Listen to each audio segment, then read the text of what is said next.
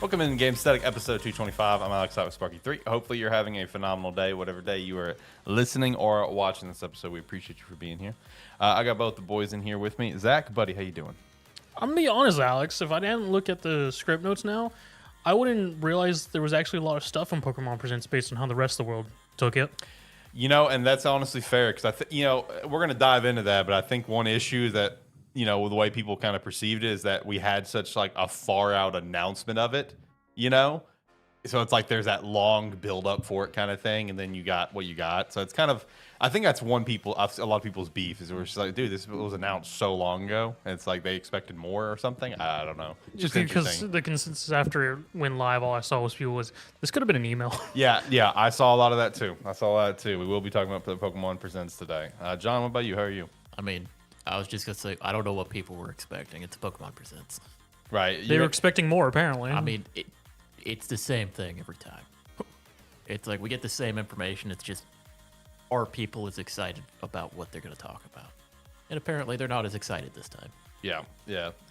It's like the way what you just described is the best way. It is the best way to describe it. Is that it's always the same thing. You have like your whatever new mainline game coming out. You have a nice secondary game, and you have a bunch of mobile updates and stuff. And it's like with Pokemon Legends ZA, we know what the game is basically. So I feel like it's just extra crumb details at this point. You could break it. I mean, they do it in such a way that you can very easily predict what they're gonna show to the point where.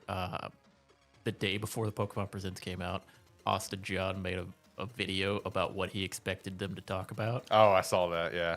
And he had literally went through and broke down what each of the past Pokemon Presents were, and he was like, this guy's going to come out and talk about this. Yep. This guy's going to come out and talk about it. It was bang for bang what we got. Yeah, no, he had a full Excel file breaking all of that down of just like, this is what it's been throughout history. So this is probably what it's going to be. So it is very predictable. We are going to talk about it and kind of give our thoughts on it with Pokemon Champions and a little bit of details we got from Legends, which that's obviously overall the more exciting thing. But Champions is pretty cool, especially with some of the leaked details. Got some other things that we'll just touch on, some games that we've been playing and stuff, like Wheel World. Shout out to Will. When you said that, I got really excited because the game looks like very relaxing. Yeah, so shout out to Wheel World and the other game that you've been playing, the Greatest Villainous. Yes. Yeah, I went and looked at that because I hadn't heard of that. The art style for that game is so pretty. Yes, it is very I nice. was looking at all the screenshots and I was like, wow, this actually looks really cool. I'm excited to hear about this. It looks really nice. It came out, and I just was looking at it constantly. I was like, this hits all the boxes. I was like, I'm going to buy it. Yeah. And then you want to talk about some Wu Chang? You talking about some Wu Chang? I'm pretty sure we're saying that wrong. It's quite possible. It's Wu Chang. Is it actually Wu Chang? Yeah. Not Wu Chang? I mean, so they say some characters say Wu Chang, some say Wu Chang. I mean, I've heard it both ways. I think it's just. I mean, I've heard the name both ways in the game so far. All right. Yeah, well, we'll figure it out.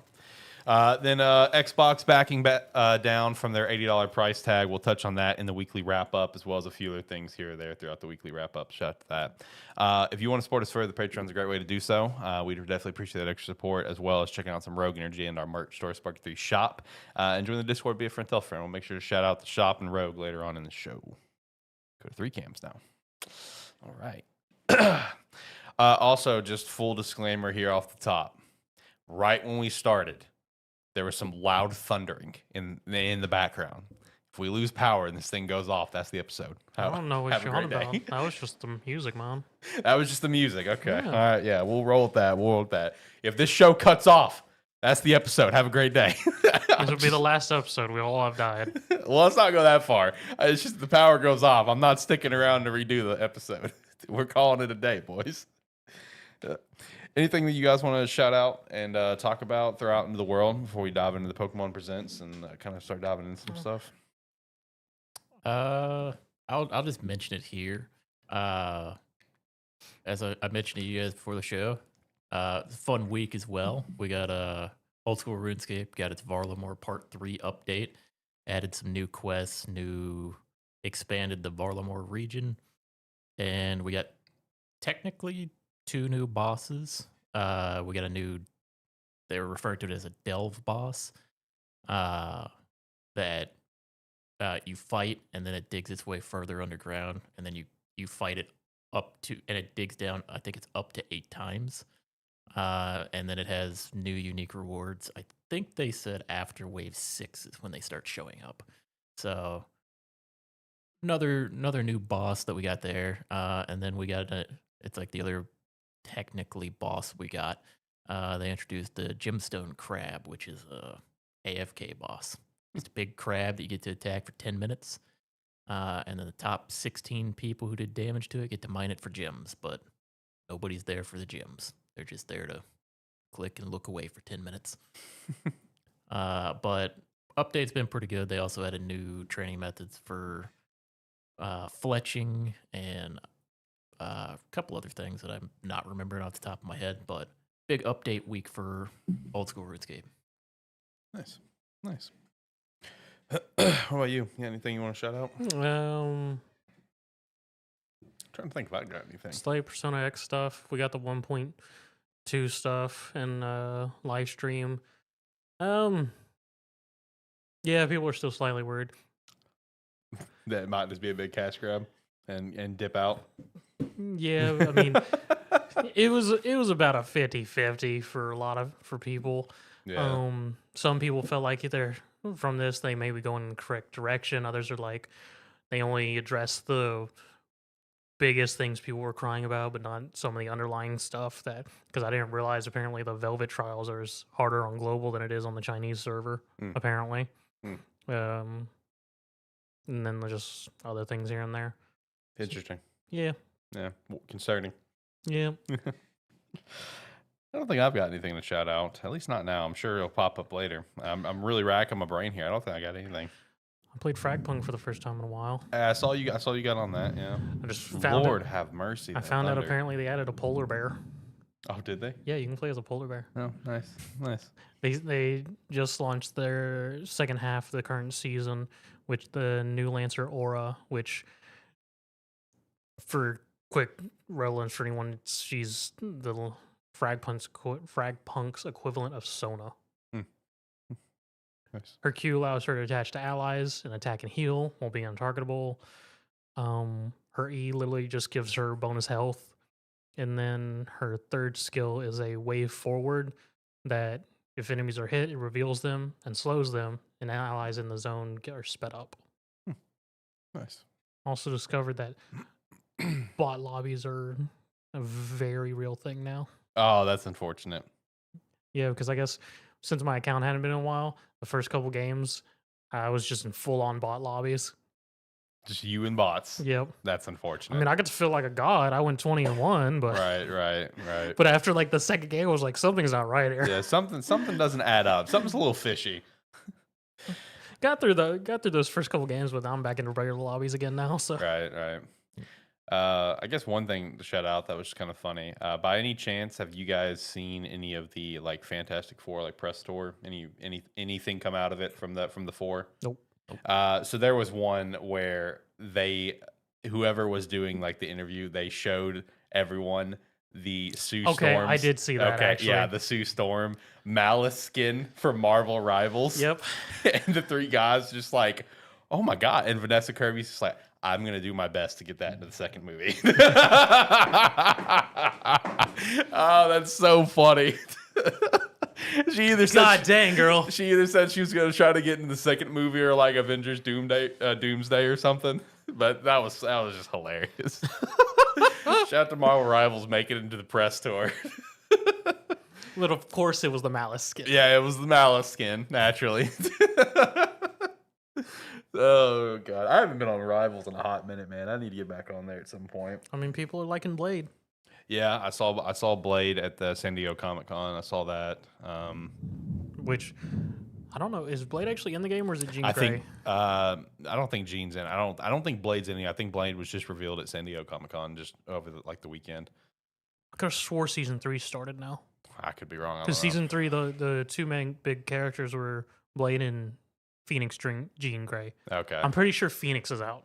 Okay. Yeah. I haven't hopped on recently. I haven't even played Emma Frost yet, so I need to, I'm behind. I need to get on there. I mean, a lot of people were behind Emma Frost. All right. Stop. Not what I meant. Jesus. All right. With that, let's get into stuff. We're done here. Moving on. So, shout out to the Pokemon Presents that took place. A lot of people's reaction is that could have been an email. Which, like I said, guys, I think part of, some people's problems is that, this was announced so far in advance. I think this is like the one Presents that had this much of like a far off advance and like a notice, like obviously Pokemon Day, we always know that's going to be there. But even with Pokemon Day, it's just like it doesn't get announced until like the week before or something. This thing was announced like early June, I think, that we were going to have this. I think a lot of people just had their expectations a little too high and was maybe expecting a lot more from Legends or something. I was going to say, I think people were expecting a lot more information on Legends. Yeah. Where in reality, we got more shown off on Champions. Yeah. Which, I mean, I'm fine with it. Right. I mean, the most I got from Legends is the Mega Dragonite, and then people just being like, "What'd you expect?" and just being reels of Ichiban. Yeah, right. Yeah, no, I mean, with the Legends info, without flat out like spoiling the game, it's like, what other info did you expect to get, kind of thing, because it's like we know what the Legends format is going to be, especially for this game. You're in the city, you have the wild zones in the city, you have the ZA Cup or tournament or whatever it was called, and yeah, I mean, like without spoiling a lot for the story, it's like what all other information. I mean, yeah, we maybe another mega or two here or there I would like to see besides one mega, but I think feel people were hoping for more information on new megas coming. Yeah, because with bringing megas back, everybody wants to know what they all are, right? And the fact that we've only seen one, it makes you wonder. It's like, well, maybe we're not getting that many new ones, right? And if that's the case, people will probably be disappointed with that. Yeah, because everybody always wants their favorite Pokemon to get a new mega. Yeah, I will say that the leaked list of megas that like came out in February from like all the major accounts that leak stuff. I mean, it was a fine little list. I think it's 20. I think it was 20. I'm excited for the list if it's true, because some of my favorites are going to get megas like Drampa. That's cool. I love Drampa. Drampa's awesome. Phalanx would get one too. That's cool. I think Phalanx is a really cool Pokemon. So a few of my favorites are going to get some megas if the list was true. And, Dragonite was on there. So we can hope that it is true. But, I mean, it would have been cool to see maybe one other mega, maybe the starters or something. It's a fucking doofy looking Dragonite too. I see what they're going for though, because I mean, it's like they said in the Presents, they're taking inspiration from Dragonair, so it's like they're parts of Dragonair that's now a Dragonite. It still looks doofy. It does look doofy, but I'm about it. Dragonite looks doofy. They should have just gave it Ichiban's head, I guess, from what people's reels are telling me. Based on what you guys are saying and based on the reels I've seen after that, I was like, okay, maybe the Ichiban joke isn't too bad of an idea. See, the thing is, Dragonite's always been kind of doofy looking, but it's like, it's Dragonite. It's what he expects. It's the Gen 1 dragon. It's the like, OG dragon. It is what it is. Yeah, but, I mean, I would have tried to make him look cooler. I like it. I like the design. I'm not a fan. I mean, I'm not going to use it, but I like it. Yeah, he likes it. He ain't ever gonna do it in. It's game. never on his team. Well, yeah, because it's not gonna be on my team. Because if Drampa's getting a mega, I'm using Drampa. I love my Snoop Dragon, so I'm gonna use him. That's my dog. But no, in terms of the Pokemon ZA information we got, I mean, we just got to see, I guess, the main like faction team you'll be a part of, Team MZ, which their whole goal is to protect the city as well as your antagonist team, the Rust Syndicate. They did show that the full trainer customization is present. Because like I know with Scarlet and Violet, that was one complaint I saw from people where the customization was there, but like not as over the top as even what Sword and Shield was, and especially X and Y, which X and Y with like personalization, like that's one of the aesthetics of the Kalos region, So full customization there for trainers, which that's fun, that's cool. Photo mode, side quests around the city. Just it said like, oh, helping out people in need, or that you could use there. I'm like, okay, so a lot of BS fetch quests, probably similar to the first Legends. I mean, it's gonna be a lot of similar stuff. It's like, yeah, hey, I need X number of this mod, or I need you to go collect this many of that, or hey, run around the city and grab these couple items and bring them back. Yeah, or like one they showed off where it's like I don't remember if it showed like dialogue or not, but context clues. There was one that's just like, "Yo, I need you to get this trash out of here." Because literally, because like in the shot, you see a Trubbish behind him, and then the next shot was the trainer walking, and three Trubbish was following him. So I'm just like, "Are we cleaning it? Are we cleaning up trash out of the city?" It's like, oh man. It did show that Mabel is going to be the director of the Pokemon Research Lab, which that's a pull from X and Y. Mabel was one of the admins for Team Flare, which also like the Team Flare logo was actually like on her chair as well, but it was like blue, like recolored, whatever. So she's turned over a new leaf. And then I'm drawing the biggest blank on the Mons from Legends Arceus, like the big ones that we could go to attack. What were they called? I don't remember. Alphas. Alphas, thank you. So the new alpha seems to be Rogue Megas. Well, because the Rogue Megas was also where they showed like them being like the giant. Yeah. It's their version of like The Dynamax. the Crystal Dens. the Crystal Dens, Yeah, all yeah. of that.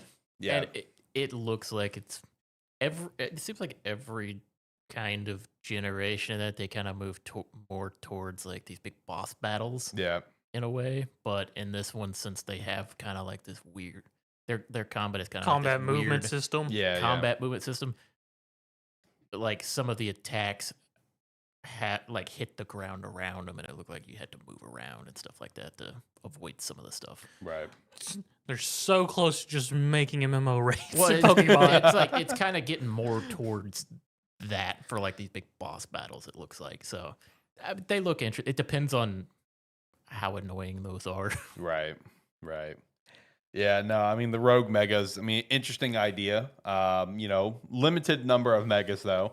So that is something to kind of keep in mind with the idea of the Rogue Megas. Because with the Dynamax dens and the Terra Raid dens, it's like with Terra Raid, you got every Pokemon in the book, right, that could be part of it. Same thing with the Dynamax dens. And with the Dynamax dens, you'd had regular Pokemon in the dens, and you'd have the Gigantamax version of the dens. But like if the Rogue Megas obviously is just the Megas, you got a limited pool there.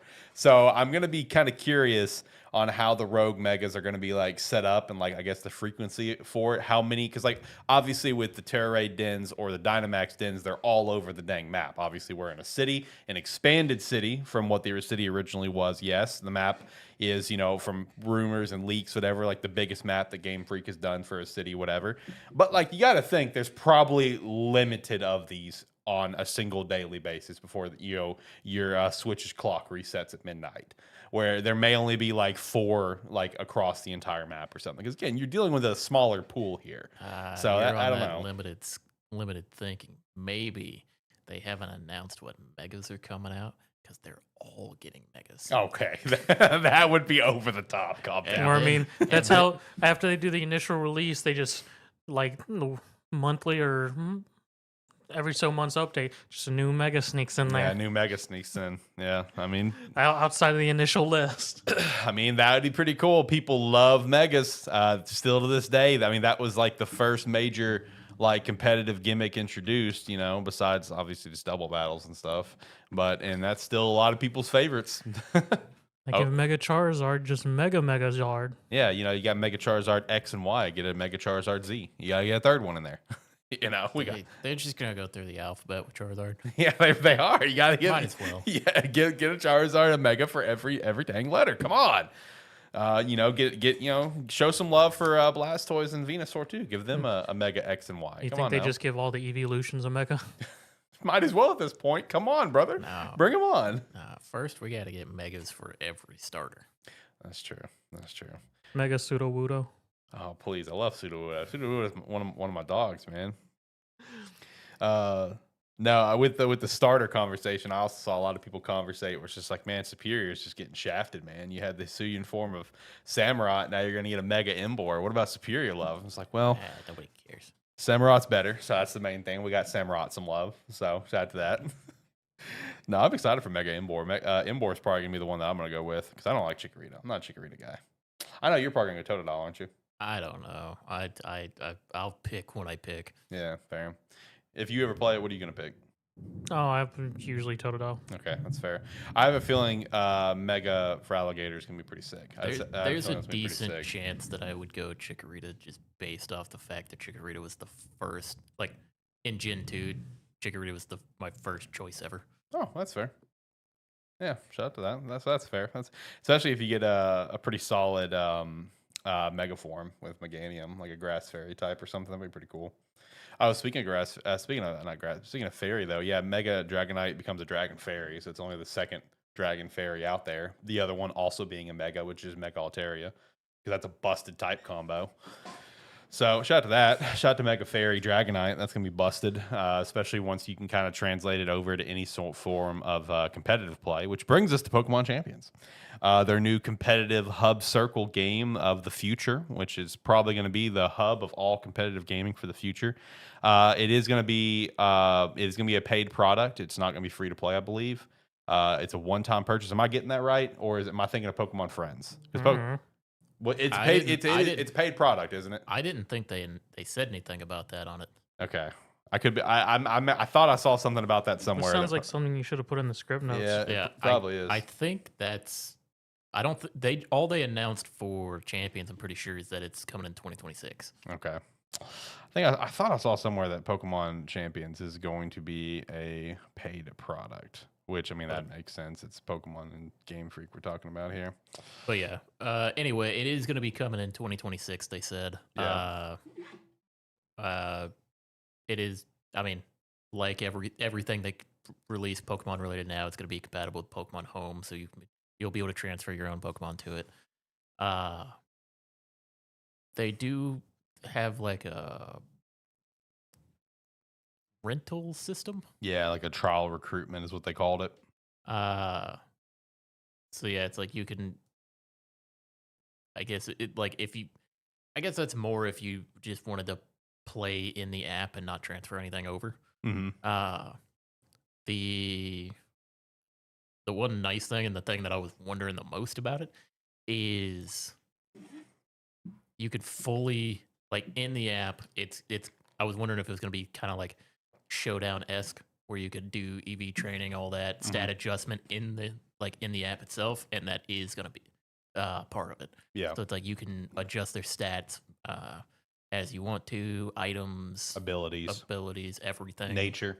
Yeah, it's like you can customize them for how you want them to be for whatever team you're going to make. So that's one of the things I was most interested in seeing. Yeah. And yeah, when they were showing that, it looked like there's some sort of currency in there. I assume that's a currency you win from. Yeah, victory points. It's the currency you get from battling in the app, I assume. Yeah, you have to battle in the app. There's not going to be any microtransactions, no pay-to-win sort of thing. You're going to have to battle in the game to get your VP. Yeah, you battle in the game, you get points, you use the points for all the customization stuff, it looked like. Yeah. And I will say for the EV stuff, it looks like they've made some slight tweaks with the system for the first time in a decade, where it's now just in Champions, at least, it's all called just stat points. And I also noticed when they were showing maximum points, it looks like it's a little different as well, where previously I think it was you could have at most I know it's 252, 52.4 is the number, but it would it'd be 31s across the board. Now it's 32s, and you can also add 2 stat points, another one, so you can get 32, 32, and then 2 to somewhere else. So I thought that was interesting, the way they kind of broke down the stat points, where it's it almost feels like it's still EVs, but Pokemon is kind of changing how they're referring to it, where it's stat points, you're not going to necessarily see the 252 and the 252 and the 4. Instead, you're going to see the 32, the 32, and the 2. So I don't know. I thought that was kind of interesting. Because it was a grand total of 66 stat points is what you can apply. I had never heard it, or I've never looked at it as 31. Yeah, so it's before. If you have perfect stats, there would be 31 for all the stats, and then you could apply the EVs to it. The 31 would be the IV. Yeah, my bad. Yeah, okay, correct. yeah, because you. Yeah, my bad. My bad. That's two different things. Yeah, man. my bad. But yeah, no. So I think I saw someone even point that out, and if I'm way off base on this, my bad. I haven't done competitive in a little bit, but I did notice some other people also point out that it looks like it's a slight difference. Where they're just kind of rewording it. Also just be them trying to make it simpler, since it's going to be on mobile, so anybody can access it. Yeah, right. So easing up the language a bit, and also kind of rounding numbers around. Yeah, I think easing up the language a bit is probably the best way to word it. I think that's the best way to describe what we're talking about here. Yeah. But we do have that trial recruitment where you can just join your team for a trial period. You can use it once per day without using the victory points. And you also have the permanent recruitment. Once you find the Pokemon you like, you can add it permanently using the VP. And then all the stat point stuff in the training, where you can add the points as well as change abilities in game. Then you have the 3 battle modes of ranked, casual, and private. Opponent health bars are now based off a percentage. So I saw a lot of people pretty pumped up about that. Instead of just seeing the health bar, you now can see that they are at 100%, they're at 80% or whatever. So that's helpful, from just stat calculations because these competitive players are freaking geniuses with the numbers and how they break it all down. So that's good for them. You know, my favorite part about that is if you ever watch any hardcore like Nuzlocke and stuff like that, when they get in, like when they do all their calculations, so they know what it's supposed to be. But since everything's a range, they have to know where it's actually at. So almost all of them have a scaled overlay that they put over the opponent's health bar that breaks it down by 10%. There you go. It's the craziest thing to see in some of them, but it's like that reminds me of that. Yeah, so see, there you go, man. These people, they're going to love the percents in this game, dude. The competitive players are going to love it, dude. We also did get some leaked details. Obviously take all of this with a grain of salt, but this is just some information that came out from some of the normal Pokemon, leak at prominent sources that I follow. So apparently the possible release date is January 23rd. Home compatibility will be available at launch, not just, it's it's compatible, they say that and then it comes like months later. You know what I mean? Apparently per leaks, it will be at launch, not a later on thing.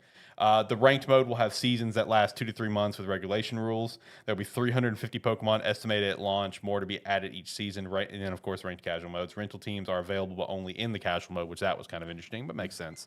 Where in ranked, it's like, you need to bring your own stuff, but that's of course all leaks. That's nothing confirmed. I think the ranked mode having seasons that last 2 to 3 months. I mean, you think that's too long, just right, or what? It's probably fine. Yeah. I mean, it's one where if you wanted to get into it for a little while, it depends. Like a 2 to 3 month season, it just depends on if they're gonna have different rule sets for how ranked works. Yeah. If like one season you use like Gigantamax or Mega, or if it's all in there where you could battle between it for the ranked. I assume each ranked season will have like its own rule set. Yeah. To follow with it. So if it's a rule set you don't feel like playing, you don't got to wait too long to right. For it to change. And it'd also be interesting what they mean by the rule set. Are we just referring to like this rule? This season is Mega season. This season Z move. This season is Dynamax. Gigant. Like, you know what I mean? Are we going to be going all in like that? I assume it would be something like that, and then maybe you'll have some crazy like you could have like maybe two different ones would be leagues. So it's like you have Gigantamax and Megas. Right. Maybe you have something like that. There's no telling, but with having all of it available in the game, I mean, you can get weird with it. Yeah, right. You can have some fun with it. No, I mean, everything with Pokemon Champions, I mean, it was very positive in my opinion. I think that was the biggest takeaway because again, with like Pokemon Legends CA, it's like we know what we're getting out of it. Everything we got extra was just like, oh yeah, that's cool. Like we're already sold. It's like going into this Pokemon Presents. Like I said last week, I wanted to know about Champions. Yeah. It's like Legends was like, yeah, cool. I mean, I'm gonna be playing that game in a month. Or a month and a half, or 2 months. Or however long, 2 months now. But it's like Champions. You showed it to us earlier this year, and out of nowhere, and we hadn't seen anything else. Tell me about that. Right. Especially, it's like we're like they said, leaked maybe January, officially sometime in 2026. So I mean, we're like less than half a year away from that. Mm-hmm. So yeah, we need to know more. Yeah. No, I agree. No, I mean, like for a Presents, it was fine in my opinion. It was a Presents. It was everything I was expecting to be there at a Presents with everything else that was there. With like Pokemon Friends, a new like mobile game announcement, little puzzle game. I mean, honestly, this was on par, if not, in my opinion, more interesting than what we got for Pokemon Day. Right. Yeah. Yeah. I mean, it was just, I would say on par is pretty fair and accurate. I mean, it's just, I mean, guys, it's just a standard Pokemon Presents. It didn't blow you out of the water. Yeah. Again, I think the disappointment stems that it was announced so far early in advance. Because I want to say even Searby was pointing out, Joe at Searby on Twitter, I want to say even he was pointing out that there's never been a Pokemon Presents that got announced that far in advance. I could be wrong on that, and if I am, I'm sorry.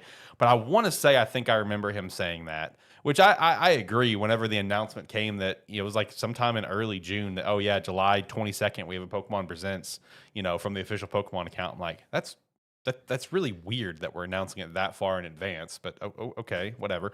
So I think that's where a lot of disappointment stem from, because it's just like people that's disappointed. It's like, I don't know what you were disappointed about. Yeah. Like, did you just expect every mega to be revealed at the Legends part? Because that's not how it works. It's like, I mean, if anything, I'm like, okay, well now we got that out of the way. Next Pokemon Day is probably gonna hit hard. Oh yeah, true. Yeah, because think next Pokemon Day, like next Pokemon Presents on Pokemon Day, that's Gen 10, dude. That's gonna be Gen 10. that's gonna Who's be- the next performer? Oh, in terms that's gonna be like music that's gonna be in the game. No. We had DJ Pikachu hype us up for the Presents. Who's hyping us up for Oh, Pokemon Day? that's what you mean. Okay, because Scarlet and Violet had Post Malone. Yeah. You know, so okay, no, that's a good question. It'll probably just be DJ Pikachu again. Maybe DJ Eevee. DJ Eevee, come on, that'd be pretty cute. I'd be down for that. Because that's apparently the only thing people really cared about was DJ Pikachu. Yeah, the DJ Pikachu. Yeah. No, I saw the where it was like teased that, you know, before the official announcement there was the DJ Pikachu where it was like Pikachu looking at like a DJ set and everyone just immediately was like Pokemon rhythm game. Nope. No, it's just DJ Pikachu hanging out with you. So I don't know. People jump to conclusions. Yes, they will. That's the Pokemon fandom, baby. That's the Pokemon fandom. Oh, there's a random string back behind that director. Right. It's like, that's different. You know, I feel like with Pokemon, man, you know, it's like the same kind of dissecting of anytime Phil Spencer comes on the screen in his office and he has that shelf behind him, like Yep. they pause it and dissect the entire shelf. It's like, what did he add to the shelf today? Oh, look, there's the Xbox Keystone that got canceled. We'll never see that. Well, You know, it's kind of funny because a lot of times, well, I guess more when we get like a mainline first showcase of a game, you go in depth of it because you're like, I want to know what all the mons they showed in this are. You did that for Scarlet and Violet, Yeah. as well. You were like digging through the trailer. Meanwhile, I watched it. I'm like, looks like it'll be fun. Yeah. No, and he's so right. Like when we had the Scarlet Violet trailer, I was going through and counting and writing down every mon that was shown so I could get an accurate number of where we're at. So it's like, okay, I think we're currently at like 100 whatever mons that's been shown so far. And I'm going to do the same thing when Gen 10 rolls around. I'm just warning you. Meanwhile, like when Scarlet Violet came out, the trailer came out, and I went, I'm going to use that flamingo. Shout out to the flamingo, dude. And I did. But yeah, no, it's one of those funny things with Pokemon where it's like everybody gets way too excited, and then and it's like we never get a lot of information. We never get good information Right. at any of these. Right. It's what comes out in between the announcements. True. No, like I said, it was a fine presents. I think the disappointment stems from how far in advance it was announced. So I don't know. All right, let's shout out a sponsor, boys. Let's shout out Rogue Energy. Use the referral link down below, promo code Sparky3 to get 10% off your order. Doesn't matter what line you're picking up, hydration, chill, or the energy. The promo code and the referral link works for all of them. They got a better sale going on. No big deal. Just use the referral link down below. You're still going to be helping out the brand, and just use whatever code they got going on. Again, use the referral link down below, promo code Sparky3. Get 10% off. Get some peaches and dreams. Shout out to that. Have you got it yet? Nope. Okay. I think I asked you that last week, didn't I? You did. My bad. So anyway, what have we been up to this week? What do we want to dive into first? Zach, what the? This is one of the longest game titles I've ever seen. Don't worry, he added extra. But, like when you sent the message earlier, I was just like, I don't know what that is. It looks very pretty. Yeah, so the game John's talking about is The Greatest Villainous, The Strategy of Lily. Okay. Yeah, Yeah, it's like, it was just when you sent the message initially, I was like, man, that's a long title. Yeah, so it is a as Alex mentioned, it is very nice art. Yeah, the art style is Um, really nice. The actual characters and whatnot outside of the drawn artwork is they're all pixelated pretty much. Yeah, They don't have full 3D models or anything like that. yeah, the pixel art style's nice though. But more or less, the story is a prince and a princess of two different kingdoms were to be wed. But on the day of the announcement, someone set fire to the city where the emperor resides and killed the emperor. Lily was just a engineer who was there to stream said announcement, got caught up in the middle of it, and ends up initially getting murdered by Scarlet, who is our other main character. And it has a whole. This game is very self-aware Love that. because anytime, more or less, it's immediate game over if either Scarlet or Lily dies, and it goes into dead end theater where the two are now on a stage with big TV screens going, more or less saying, "What happened?" And more or less, it becomes equivalent thing of you go to that, the two of them talk. Lily goes, "We're not ending it like this." Goes back, and Lily's like, "No, stop. Don't just start swinging your sword at everybody." Because Scarlet is just pure violence and Love that. chaos. Love that. Chaos Gremlin. Pretty much, because more or less, the prince shows up after the initial fire. Soon, it's like, "Were you the one who did this?" Yelling at Lily, and it's like, "No, I'm just here as here." Then Scarlet shows up and goes, "The Emperor's dead. Let the fires burn." Talk about a Chaos Gremlin, Jesus. And they're just like, "It was you?" She never admits it. She doesn't say anything. She's like, "No, but I'll show you violence." It's like, God damn. Woke up and chose violence today. Every time. I mean, the actual gameplay is every character has a unit type. You have cannoneers, riflemen, or knights, and it works into rock, paper, scissors. Knights beat cannons, cannons beat riflemen, riflemen beat knights. And more or less, you have the initial fight. Lily has a giant airship that she uses for streaming, and now to one, keep Scarlet from killing the new emperor, the prince, who she was supposed to marry. They still haven't addressed the whole fact that went from a marriage to her killing the emperor, supposedly. Literally in the fight, Scarlet's like, "I'm gonna kill him." And Lily's like, hold on, wait. I got something better in mind. What? Everyone who thinks you did this, we're gonna make them join you. All you gotta do is follow my commands. Right? And they escape on Lily's airship and then proceed to take over a landmass. They acquire the rebels, because apparently there were rebels. They literally go there and it's just like, "Oh, you've come to join us. We didn't know you guys were here. We just showed up because we have a fan." Because the entire time Lily's live streaming this all these shenanigans for Scarlet, and Scarlet's full on embracing this whole revolution. So I do like how a game, because the game more or less, like, you literally just start with Lily and Scarlet, and the game more or less says, "Hey, you can either capture everyone or you can kill everyone. We would like you to go for the best inning, which requires you just capture everybody and make them into your peons. But do you?" Right.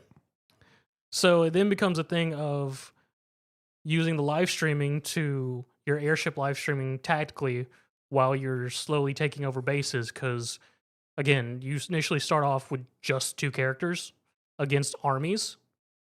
So at this point, I'm in Act 2.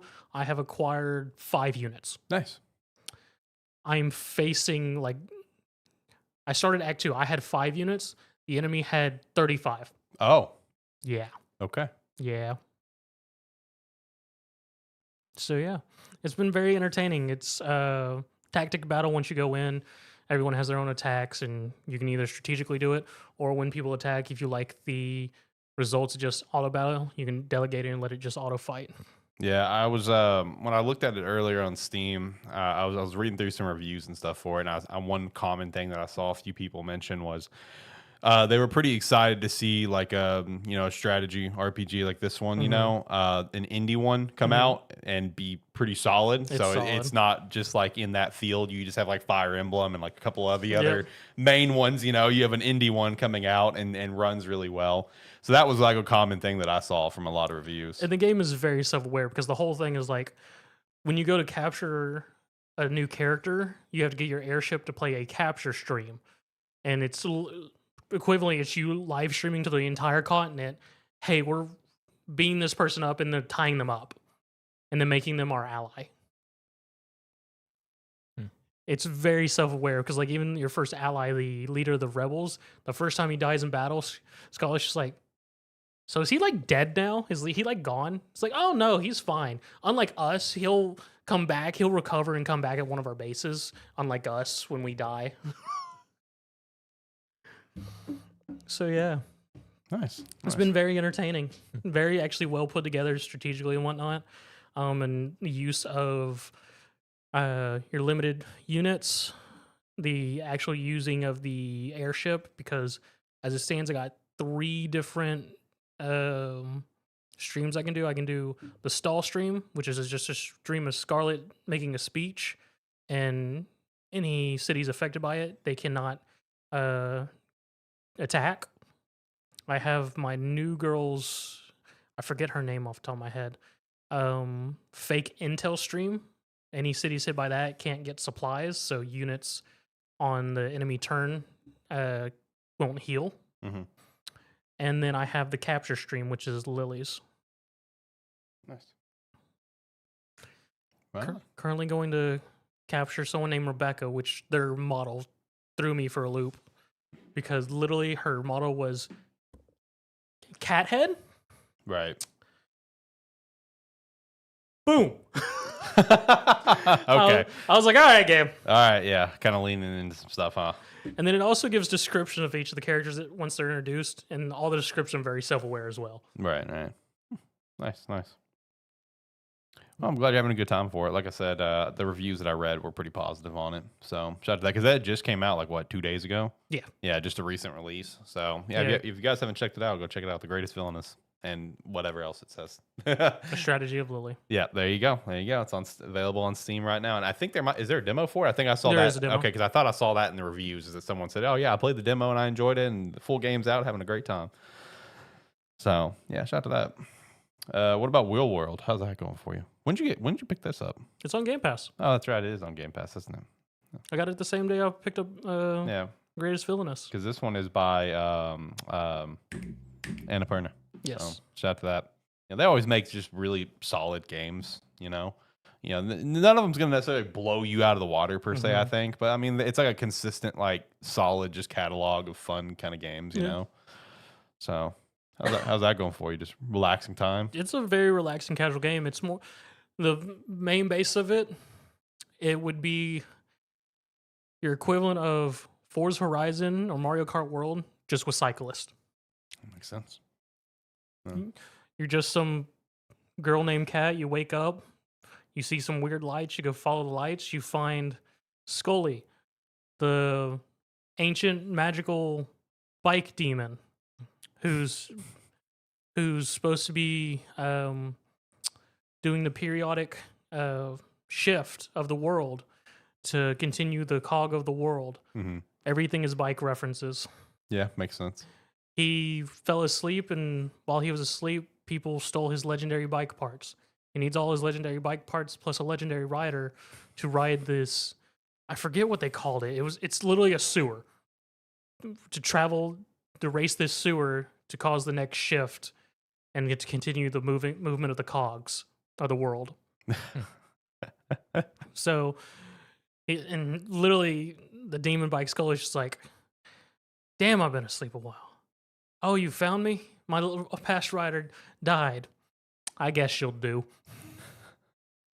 And you just start off with your rusty demon bike, and you just travel around the island racing other cyclist groups to earn rep so you can fight the equivalently the 5 champions who have all the legendary bike parts Mhm. to then beat them in a race and reclaim your legendary bike parts, so you can then race down the sewer.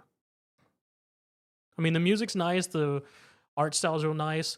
The actual filling of the bike is actually really good. Is it? It is very Okay. good. Okay. And like you, as I said, you can customize your bike parts. So pretty much the entire thing: handles, saddle, uh, trans, pretty much every piece you can Mhm. more or less. And then you can have certain ones that do gear shifts or single speed Right. and whatnot to match your style. And actually changing out parts is actually very helpful for whichever area, because you have the farmlands, you have the vineyards, you have the backwoods, and then you have the city. Man, that sounds like a creative ass game. And I leave it to Annapurna to come up with something like that, right? Because I just the whole concept around that. Because I reviewed this game. Oh yeah, your fast travel is also porta potties. Of course it is. Yep. This game caught my radar whenever I was going through the Metacritic predictions. Mm-hmm. That was the first time that I had heard of it and kind of caught wind of it. It's like, what the hell is this? So when you said it in the chat, it's just like, yeah, I played WoW. I'm like, oh, nice. This game looked really interesting. It is very well put together. Yeah, I easily sat down and put a good 3 hours into it. Right. Just roaming around the island area because you find bike pieces everywhere, racing the different groups. Right. And more or less the rep thing is you do the races and you can get a max so far of 4 rep for races, one finishing first, finishing at least in top 3, beating Tom's record, which Tom is the creme de la creme of all the champions, and then collecting the mystical floating letters that spell your character's name and winning and finishing the race. Nice.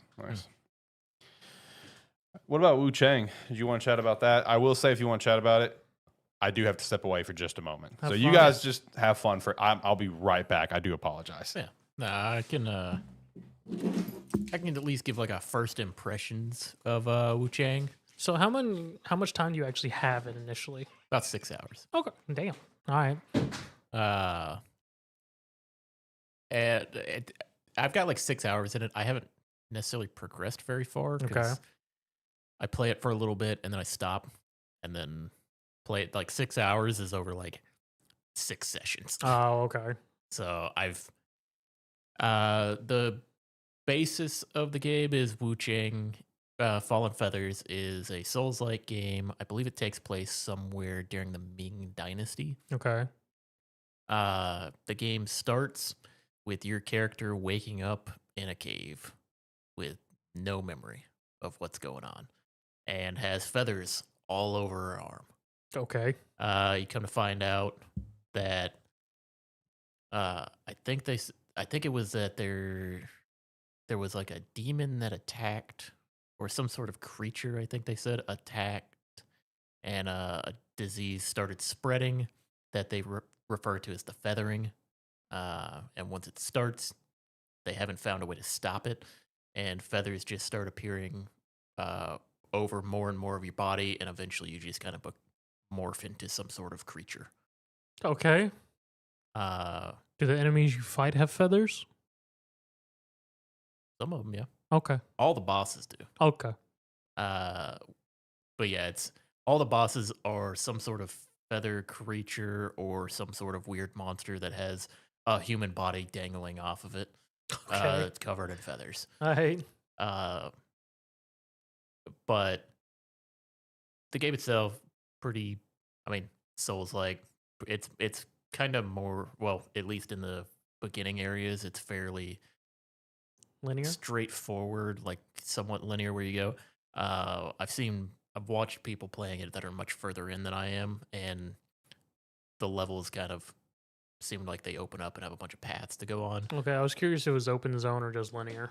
It's interesting because it's from what I've heard, the game early on is kind of linear, and as you go through it, you're basically traversing through one big world and Mm-hmm. opening up paths through it. Gotcha. So like you start out kind of in this like monastery type thing, move through it, end up like climbing up a mountain and then going down through like tunnels Gotcha. and then opening up through there. And then as you get further and further into it, you start opening up pathways that kind of connect. I've been struggling with it. The game hasn't really connected with me. Mm-hmm. At least not yet. I'm gonna give it a couple more tries and see if I enjoy it a little more. And it's not due to like difficulty necessarily or anything. Because I mean it is kind of gone away. It doesn't have difficulty options like some Souls likes have started to have. Yeah. It's one difficulty, get through it. Gotcha. I have heard though that the New Game Plus cycles cap out at New Game Plus 2. So if you play beyond that, it doesn't scale beyond that. Gotcha. The game they got a lot of weird mechanics in the game too. For leveling up, as opposed to just like as opposed to just like going to a screen and selecting a level up like strength, dex, or vitality, or endurance or something. Mm-hmm. It's a spider web skill tree Okay. that just has the stats as nodes along the tree. Okay. So, but it still has like weapon scaling in that. But the way they kind of get around that is so there's I think there's 6 weapon types maybe. There's long swords, one-handed swords, axes, spears, and dual swords. Okay. And then there's magic. Okay. And each different like weapon has a starting node on the skill tree that if you go down it, unlocks skills and then has the associated stats for the weapon along it. Gotcha. So when you level up, you get or leveling up it's the same. You gather, I forget what they call it in this game, but it's essentially your souls, and then you essentially instead of just leveling up a point, you convert them into skill points, and then you pick where you want to put them on the tree. Okay. Question: Is it easy to reset the skill tree in case you There's want a to? reset button that Okay, refunds cool. everything, Cool. and then you can start again. So respecking is free. You can do it whenever you want to. You can reset the entire tree and change your build if you want to do it. There are some interesting choices that are with the skill tree because because I was going down the longsword route Mm-hmm. and every upgrade is on the skill tree. Okay. So weapon enhancements, flask enhancements, magic enhancements, everything is on the skill tree. So like if you want to level up your longswords, you go down the longsword path, and then you find these nodes that are like longsword mastery, and then you use your upgrade materials that you find, which in this is red feathers. Okay. And you have a certain number of red feathers it takes for the first level.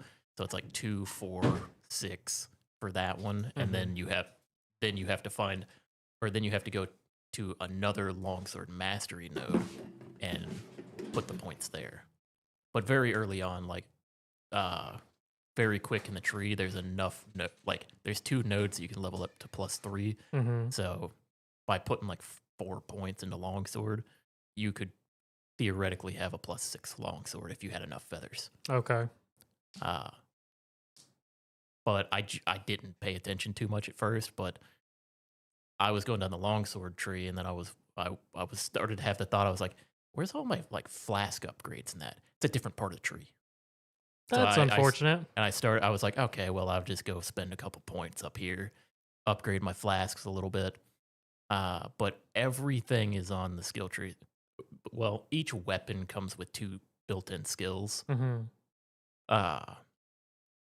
But by default, like with swords, you don't get to block or parry or anything like that. You just have your dodge. you can unlock blocking and do like perfect blocking.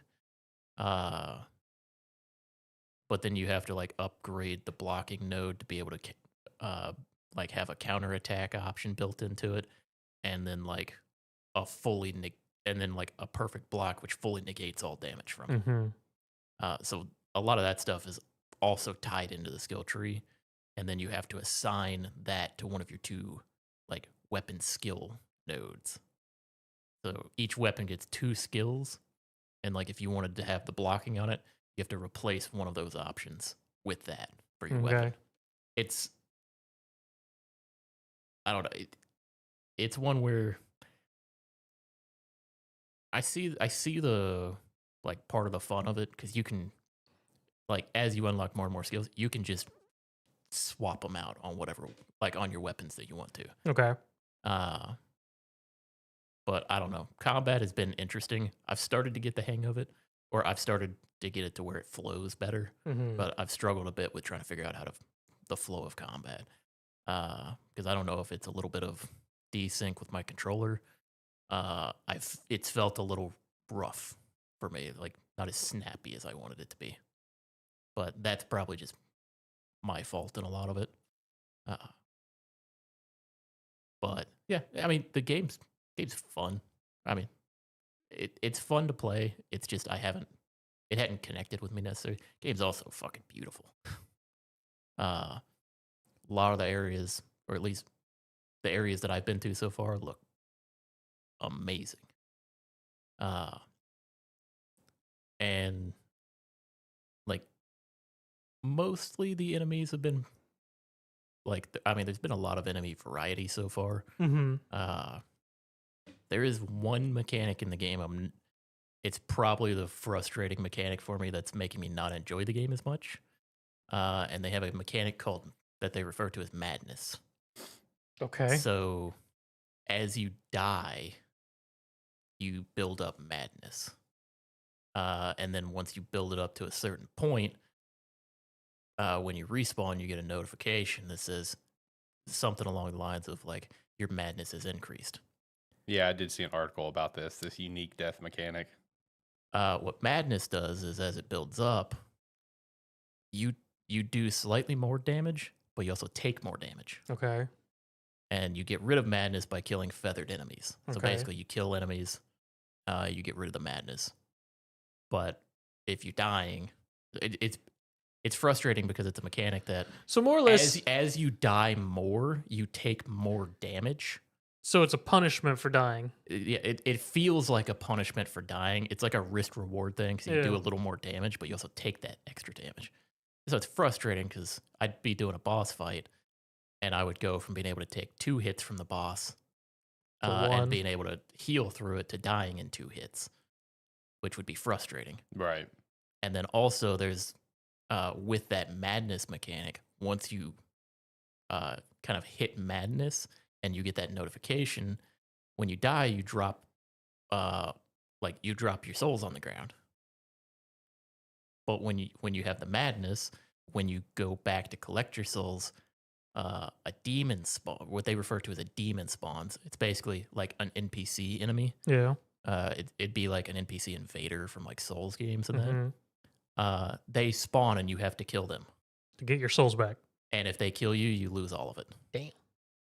So like earlier, I did a boss fight, or I finally beat a boss that I was kind of fighting, and then started progressing through.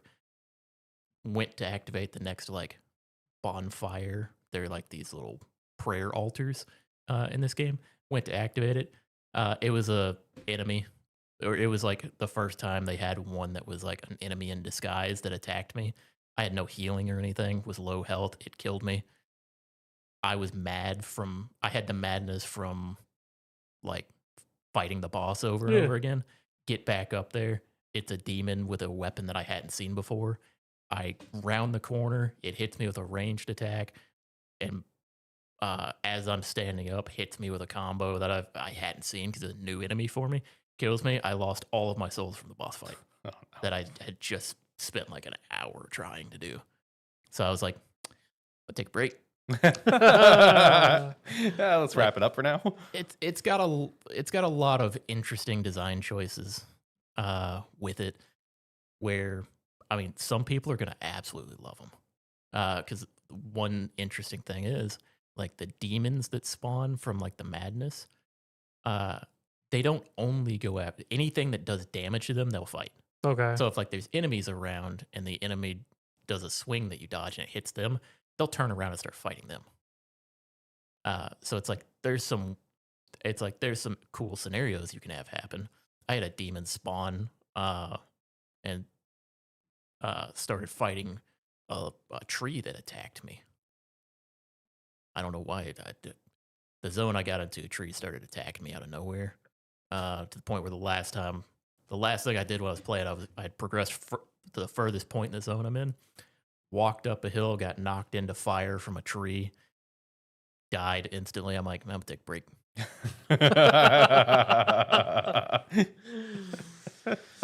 It's where the exploration's pretty cool. Enemy designs are cool. So far, boss design has been pretty cool. I don't know what it is that's not clicking with me for this game. Because a lot of the stuff is. I like a lot of the stuff. I even kind of like the like spiderweb skill tree that they have. I don't know why. I'm gonna try it a few more times and see if it finally latches onto me. But if not, then I probably won't be playing it much longer. I don't think it's just you either, because like I haven't dove into like any MDev articles or reviews, but I've noticed the reviews for this game has been very average at best for the most part. I think the highest review I saw was like an 8 or something for off somewhere, but for the most part I've seen like a lot of 5s. I think its Metacritic was like mid 70s and stuff. I think a lot of people are probably. I think it's one where if you stick through it, You'll enjoy it. It's like you enjoy, like it hits the point of enjoyment. But it's got a lot of friction. Yeah. It's got a lot of friction in kind of the design choices that were made, which they're all, like I said, interesting choices that they've made. I'm not the biggest fan of a lot of them. But well, we'll see. Maybe another session or two and it'll grab me. But I mean, at most, I'm giving it 2 more tries before this one gets put to the side. I mean, it's one where, like, even earlier, I was like, took a break from it, and I was like, okay, I'll come back to it in a little bit if I feel like playing it. And then like an hour later, I was like, kind of want to give that a try again. Sat down, started playing it for like 45 minutes, and I was like, not feeling it. Right. And it's like, it's not even like a bunch of dying. If it was like me dying repeatedly, then I'm like, okay, I need to get good on this. But it's like, it's not even a bunch of dying that's doing it. I don't know what it is. Yeah. I haven't been able to pinpoint it yet. Right. Well, maybe these next couple of play sessions that you're talking about, you'll be able to pinpoint why you do not like it if you end up putting it down. Yeah. But then again, it could grab you. Yeah. It's one where like, it's weird to say, but I'm at a weird undecided point, because I'm at that point where it's like, it's either about to click or it's not. Yeah, I get that. I've been there with games. I've been there with shows, like especially like animes and stuff. I've been there where it's like I've watched an entire first season beating my skull against the wall, where it's like this is not clicking for me. Then all of a sudden season 2 hits, like this is great. Yeah. So it's same thing with games too. Yeah. So it's also like, it's a weird one for me, because it's like I'm still fairly new to enjoying Souls games. Yeah. And I don't know if it's just I haven't played enough to enjoy what I'm doing, or if this one really does just have that much friction. Right. So we'll see. If I mention it next week, then I kept playing it. If I don't mention it, I dropped it. All right. Well, that's the rule of thumb for next week's show. So there you go. I guess we'll tune in next week and we'll find out more on John's Wu Chang adventures. I played some more Donkey Kong. I have not played anything the last 3 days. Anything, not Donkey Kong, like just nothing. But I did get further in DK. I think I'm at like sub layer 700 now. There is one point that I thought was kind of interesting called the divide, where you had to choose what path you wanted to go. Have you made it to the DK ladder? The DK ladder. What? Unless someone edited it, apparently there's a ladder like similar to Metal Gear Solid 3 where you climb and it starts playing the DK rap while you're climbing. No, haven't got that. Okay. I would remember that. I would remember that. No, have not. I really hope that's part of the game and wasn't just an edit someone made. No, the divide was pretty cool. That was sublayer 500. You had to choose. It's just a quick little area where you just choose left or right. You go to a snowy area or a jungle area. I went the snowy area first, and it sucked. I did not like it. Did not like it. I'm just not a big fan of snow and ice levels. Never really have been. But that is where I got the zebra transformation. So shout out to that. And now once you finish that, you have to end up coming back to the divide because then you have to go through the jungle route, which is where I'm going to get the ostrich bonanza, and I have not got that transformation yet. So that's where I'm at right now. Game is still a lot of fun. Breaking everything is still just very relaxing because there were a couple nights earlier this week where I had a long day at work and I literally just got on Bonanza, played for like an hour, and just broke stuff and got off. That's all I did. It's very relaxing. It's very therapeutic. It's like how people used to play Lego games, just to destroy everything. Yeah. No, it makes me think that maybe I should go to one of those break room, businesses. Yeah, we have one close to us, so it's just like, man, I should go do that one of these days. Let off some steam. I'd go with you. All right, let's go. Let off some steam, brother. So I mean, I'm still having fun with it. Everyone is still obviously there's so many people that's already beat the game and they're just holding it as like one of the greatest platformers ever, and the whole ending sequence is absolutely incredible. So I'm looking forward to getting there and kind of seeing that and seeing how it all's played out. Because one thing for me is, man, I don't know if it's been like my work week or the game. I don't know yet. I guess we'll see as I continue to play. But this has not grabbed me as intensely as like, let's say, Astrobot did. Okay. But like the one thing is like between the two, it's like they both have insanely unique like level designs and stuff. But I think with Astrobot, how it's like almost every level, like you're changing how you play the game with all these different mechanics. Maybe that was something that grabbed me a little bit more. I don't know, but I love Donkey Kong, so you'd think this would grab me too. But again, maybe it's just because I've had a long work week and I haven't really wanted to play. I don't know, but I mean, it's still incredible. I mean, like this is one of the like best platformers ever made. You can just tell you can tell the love that was put into it, which is how the level designs are, how fluid everything feels. So I'm looking forward to actually finishing it, especially with all the hype around the ending, where the ending it was like apparently just incredible and one of the best ending sequences someone's ever seen. I was like, all right, are you just gassing this up because it's fresh for you, or is this actually one of the best ending sequences ever? So, question for you: this is a 3D platformer, right? Yeah. So, because I got to wondering about this, because I've seen all this hype on Donkey Kong, you've kind of talked it up, and then especially you mentioning like it compared to Astrobot grabbing you there. Is it actually that good of a 3D platformer, or because I kind of had this thought with Astrobot too, where clearly Astrobot is honestly that good of a platformer. Right. Is it the fact that we haven't really had a good 3D platformer in a long time that's just making these feel better? Feel like they're better because they're actually good, because the 3D platforming has kind of gone away. Mm-hmm. And now we have a couple really good ones that people are claiming, or people are just like excited because they have something they haven't had in a long time. I do think it is that good, genuinely. But I also agree with your point where you're coming from, because I mean, like you look at the timeline of 3D platformers. I mean, like there's obviously like, let's not disrespect, the 3D platforms that's come out over the last few years that are fun games, but they're not generational defining games like what Mario Odyssey was in 2017, right? Mario Odyssey, if it wasn't for the fact it was going up against Breath of the Wild, it would have won Game of the Year, like up front. Those two coming out in the same year is insane to think about, looking back on it. But it's like, from Odyssey to Astrobot, it's like you had some quality titles, like you had like the ukuleles of the world and stuff like that come out, and they're fun games, right? You had somewhere in that time frame you had a new Crash game come out, Crash 4, all fun games, but they're not setting the world on fire games. It's just good entries to the genre. I do think Donkey Kong is that good, But like I said, I guess for me, maybe it's just simply because like I've had a long work week or something. Maybe I haven't wanted to play as much because I haven't played a single game in like 3 days. So maybe it's just a work week thing. I don't know.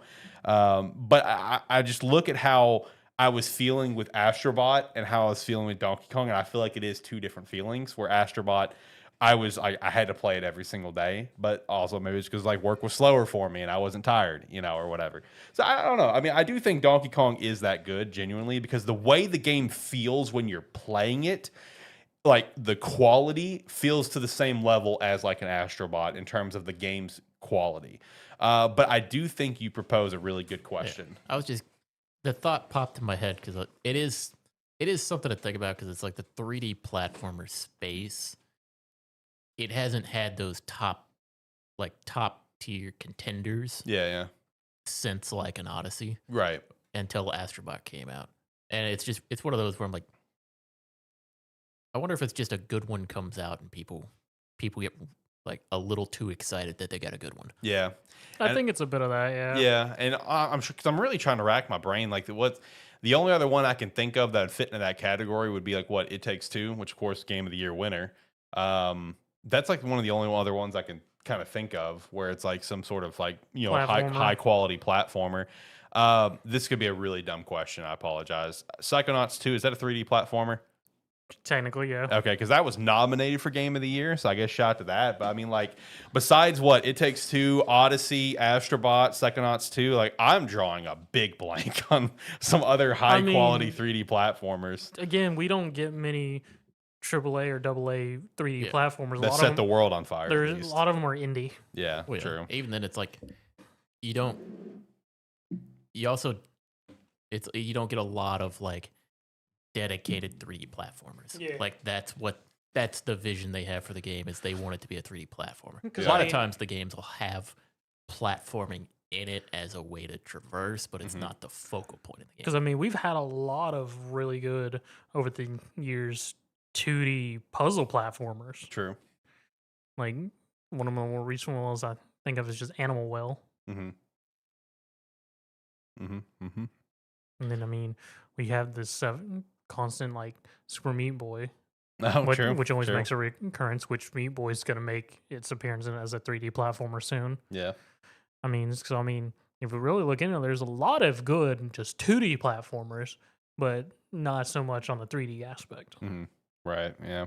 At least that set the world on fire kind of thing. I like to again answer your question. I do think Donkey Kong is that good. I do. It's one where it's like I don't doubt that it is. Yeah. It's just I get curious every now and then because it's one where like sometimes it just takes the big name to pop off, or because like Astrobot kind of did it now. DK is doing it, so maybe 3D platformers will try to make kind of like a resurgence, right? Which I'd welcome. Because it's like I wouldn't be surprised to have some companies coming out and trying to make like AAA style CRPGs coming out in the next few years because of Baldur's Gate. Yeah, we've seen games gonna come out after the resurgence of like God of War 2018 and that's like style of how telling the game with the world and the heavier combat has kind of become a little more commonplace now. Right. So it's like it's one of those where some of these games that come out and set the world on fire, we see the trends of games kind of doing that. So I'm wondering when, like, if we're gonna start getting more people trying to make some of these crazy 3D platformers. Right. Yeah. No, I mean that'd be true, and I'd also be kind of curious to see if there are some other properties that may go into that direction as well. You know what I mean? Because it's kind of the same thing of what we saw with Kirby. That was Kirby's first like full 3D game, with Forgotten Land. So I'd be kind of curious to see like other like properties and IPs also kind of take that route, because it's shit. Guys, the same thing with freaking Astrobot. Astro was just a gimmicky little character that had two, accessory based gimmick games. It was like a VR game for PSVR, and then the Astro's Playroom, which was just a DualSense tutorial. So, and now he gets a chance at a 3D platformer, wins Game of the Year, and it's even technically the same with Donkey Kong because he hasn't had his 3D adventure since '99. So that's something else to think about. Is like, like what other sort of current existing IPs across all of gaming could maybe get like that treatment. It's like, let's throw it into a 3D platformer. Let's see what we can do with it, kind of thing. So that might be something interesting to see. See what all comes out over the next like few years and stuff. Like what you're saying, kind of similar like the Baldur's Gate thing, where you're gonna see a lot of CRPGs potentially. Would you count Sonic Frontiers as a 3D platformer? I guess technically. Yeah, well, because it's not open world; it's open zone, as they like to call it. They're very particular on it being the open zone. So yeah, I mean, I would say it's a 3D Well, then you platformer. still go into different staged levels, though. Yeah, you do. So I would say it's a 3D platformer. I mean, you're platforming in the stages, so I think it counts. And you're platforming across the open zone. Technically, there's a lot of platforming getting up places, and I fall off all the damn time. So I mean, I think it counts. I would say it counts. I would assume it counts. Yeah, it's different. Yeah, it's different. It's different, but it could count. It could count. But no, looking forward to continuing Donkey Kong though. Definitely want to see this final sequence and see if it lives up to the incredible amount of hype that I'm seeing. I mean, it's from the Odyssey team. They gave us an incredible ending sequence for the Odyssey with the wedding and capturing Bowser. Right. Yo, hey, speaking of, dude, did you guys see the news about Mario and Peach? Just being friends. Yeah, you saw that? Did you see that? No. Yeah. On the Nintendo Today app, Nintendo officially confirmed that Mario and Peach are just friends that go on adventures together and help each other out. I'm like, Nintendo's friend zoning Mario, bro. Like super hard. It's like, damn. Come on, Nintendo. You don't got to do Mario that way. Mario's next game's going to be brutal. It's not Peach. He's rescuing all these other different princesses. Right. Yeah. It'll be a few years before we see that game. Maybe we'll see something Smash related before then, and we'll see like the first glimpses of a redesigned Mario, a little more hardcore, a little bit more grizzled, more brutal. Makes you think of that Pascal's Mario when he did the SNL skit. Oh yeah, exactly. That was like a Mario Kart skit, right? I think It was just a Mario in general because okay, that was during the first season of The Last of Us. Right. So they did an SNL skit of Mario in a post-apocalyptic. That's right. Nah, shout out to Mario, man. Poor guy getting friend zoned on a dang mobile app. Nintendo Today. I do think it's really funny how they're utilizing Nintendo Today, man, because they're just dropping like some really big news and some really random news on the app just to really push people to use the app. Yeah. Because I mean, that's how like Nintendo Today is how we got the dang release date for the Zelda movie. Yeah. That's how we got the dang cast announcements and stuff, I think. I mean, like, there's so much random, like, big news that just, like, we're going to drop on the Nintendo Today app. They want people to use it. I mean, they want people to use the app. So, shout out, I guess. I have the app. I don't get on it, but I've got it. It's on my phone.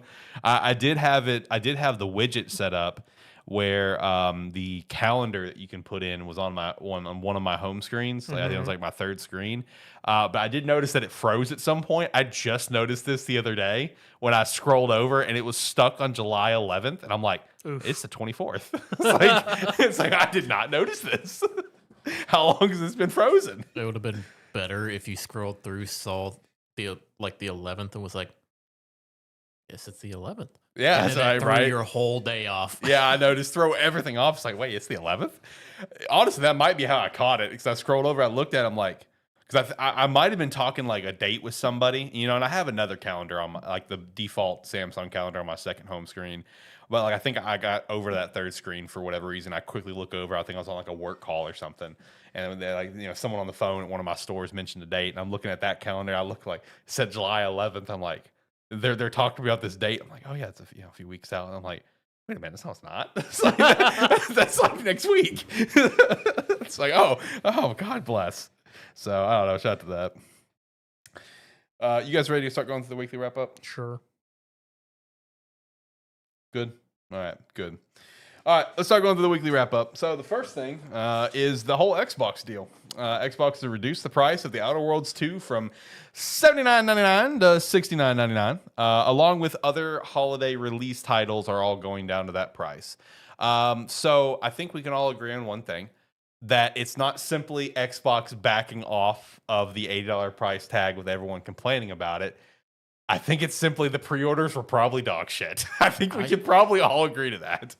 I feel like they could have just done it quietly, Right? and Oh, they most definitely could have. like not made an announcement, and then like people would have been people would have, it would have taken a week or two for people to notice, but then there would have been like some positivity behind it. Yeah. Well, they also had to send refunds because there were people that did pre-order it. Well, yeah, Yeah, but it's yeah. like you just Silently send a refund. You just do it, and then it's like with an email, it's like, hey, just letting you know, adjusting the price Right. on this, you're welcome, and then that's how the news comes out, as opposed to like an article. And just coming out. tag on the end, happy holidays. Yeah, exactly. Something like that. Yeah. Yeah, it's like you could do it that way, and then generate a little bit like some more just positivity through the community talking about it, Right. instead of just being like, look what we're doing. Yeah, and make a whole graphic about it and everything where the Outer Worlds avatar, I don't know what he is, painted over the price tag and stuff. It's cool that it got knocked down back to the $70 price tag. It's cool that other holiday titles are confirmed to be at that price tag. I don't think it's because of some goodwill. I really think it's because the pre-orders are probably well under expectations. Obviously they probably already have a low expectation number for Xbox as it is, because it is obviously Game Pass. But this coming over to PlayStation and stuff, they probably expected a little bit higher numbers there and just didn't get it. So I mean, that's what I think it is I think it's strictly just low pre-order numbers. I don't think it's some sort of sign of goodwill that it's, oh yeah, you know what, maybe we made a mistake. I don't think it's that. I think it was just low pre-orders, and honestly, give it another year, we'll get some big Xbox title coming out next year. They'll bump it back up to 80. I don't think it's a permanent change either. They're gonna try to get all the money they can. They don't have anything they can. It's like they need all the sales they can get right now, and they can't. They're like, Xbox is like, I mean, we'd like to, but we can't. I Yeah. was about to say they can't push a Mario Kart World to just force people. Right. Yeah. Which honestly, I'm not going to be shocked if Mario Kart World is going to be like the only $80 game from Nintendo for a while. Personally, like I still Was Bonanza not an $80? nope. It was 70. Oh, Which is crazy to think about. Because, like, if you, like, with the quality of game Bonanzas, if you would have put that in 80 and I would have played it, I could understand if that went to 80. But Mario Kart World, I still can't get it. It's like, after the amount of time I've played it, it really is just because they know that it's Mario Kart and they can exploit it. It's that simple. They know it's going to be a top 10 selling game of all time, by the time it's probably said and done. I feel like when it comes to Nintendo and doing another $80 game, I don't think it's going to happen again until a 3D Mario or a new Zelda. That's my personal opinion. I think that's the next time we're going to see it. Hell, if they really want to set the world on fire, I could see them putting Gen 10 on $80. Oh, yeah, that'll be $80 when it comes out for sure. Yeah, no, $160 to get both versions. Ooh, buddy, that's going to set the world on fire that day. People already like to dunk on Pokemon real quick. That's going to make it ungodly quick. Oh yeah. I mean, you'll buy it. I mean, you'll still pre-order both though. Yeah, I will. Especially if they have a double pack, because I got my double packs of all three double packs they had on the Switch One inside. So if long as they got a double pack, I'm getting the double pack. I like it on my shelf. It looks nice. But no, with the Xbox thing, dude, they're gonna go back up to $80 at some point. Oh. Yeah, it's gonna happen, 100%. Like, anyone who doesn't think they will, you're out of your mind. You're out of your damn mind. They're just waiting on the game they can justify it for. Correct, and it was not Outer Worlds 2. The next one that they could probably just fight for is, I guess, maybe in terms of franchise power, Halo. That's the only one I can think of. If Halo ends up going They multi-plat. gotta build some goodwill back with Halo. They do got to build some goodwill back. Like I said, Halo Studios said that at the Halo Championships in October, they're going to reveal what they've been working on. So it better be damn good, because you got some goodwill to rebuild there, buddy. Because Halo Infinite, such promise, such a letdown. Halo Wars 3. I enjoy Halo Wars. I mean, a but lot of people do. I enjoy some Halo Wars. Halo Wars is fun, man. People will talk crap about Halo, but they'll still praise Halo Wars. Halo Wars is fun, man. All right, next thing I've got is so I had an interesting tidbit from an how do you pronounce this? Alania Analytics from their Insight newsletter that they did. I went through the article where it's just talking about various points of gaming, but when they were talking about Xbox and stuff, one thing they talked about was about Xbox's third-party push that they've done. They said this. As mentioned earlier, Xbox is currently transitioning from a console platform holder to a third-party publisher, and its next console won't really be a console. Microsoft will launch another console-like gaming hardware product, but the next Xbox will be a half step towards a PC or even a full PC, a Trojan horse to get Xbox diehards into the PC Windows ecosystem. Microsoft probably won't market the next Xbox as a PC, but its functionality, it will likely get closer than ever. A console that runs like a PC, integrates deeply with Windows, and supports a cloud hybrid gaming. That's what we've been saying for a while, dude. Because like I read through this article and I read through that part and I thought it was just super interesting because I've been hard on that stance that there will be another piece of hardware that is Xbox, and it's going to basically be a PC in a box, like in a console form. Like that is what I think the direction is. To the point that I think it's just going to be an Xbox branded PC, where at that point it's like let's say for any three of us, it's like there's no point of us to buy it. You know what I mean? Like, you know, we have our PCs, they work. Yep. I mean, We can just keep playing what we're doing, you know? I mean, We can buy a new one to stream off of. there will Good. be. I mean, there's Need that. already very little reason for me to have my Series S anymore. Yeah. Because when I bought it, it was a couple years ago. It was before they were really cared about games being played anywhere. Mm-hmm. It's like now since they've kind of moved their strategy in the way that they've wanted to for a while. All of their games come out on PC Game Pass now Mhm. that are going to be there. So I don't really use. Well, I still use it occasionally. Like that's how I played the Alters. I played it on my Series S. I could have played it on my PC, but I just didn't download it there. But yeah, really will be no reason for me to buy it anymore. Mm-hmm. Yeah. And honestly, if that's, you know, when the next Xbox is fully revealed and it's something that all three of us and the rest of the industry can look at and stare at, it's like, that's a PC. Like at that point, I agree with you. You know, I was like, what's the point of me buying it? I guess I'll just transition all, you know, my Xbox gaming to my PC. I guess the only argument for people is like, I just really want to sit at the couch and stuff. It's just like, I mean, I can get that argument, I guess, but at the same time, it's like, you can still just play everything from what you already have, you know. Like make adjustments, brother. You know, I mean, it's the fine. other thing is going to I be have cables long enough to connect my TV to my computer. Or be like our friend Diaz and just get a full blown recliner as his computer chair. Yeah. I mean, think of it this way: if it does become more like a half step PC, are they going to have to change their discs to work with like normal PCs? Good question. Or are they gonna have or still implement their own? What you mean? PCs don't have disk drives anymore. Some people still like them for some reason. Some people still want a 'em. standard PC no longer has a disk drive. Oh yeah, no, it's an additional price. It's like that. It could be their way to get rid of physical media for it. I know, which that's depressing. Hate that. Breaks my heart.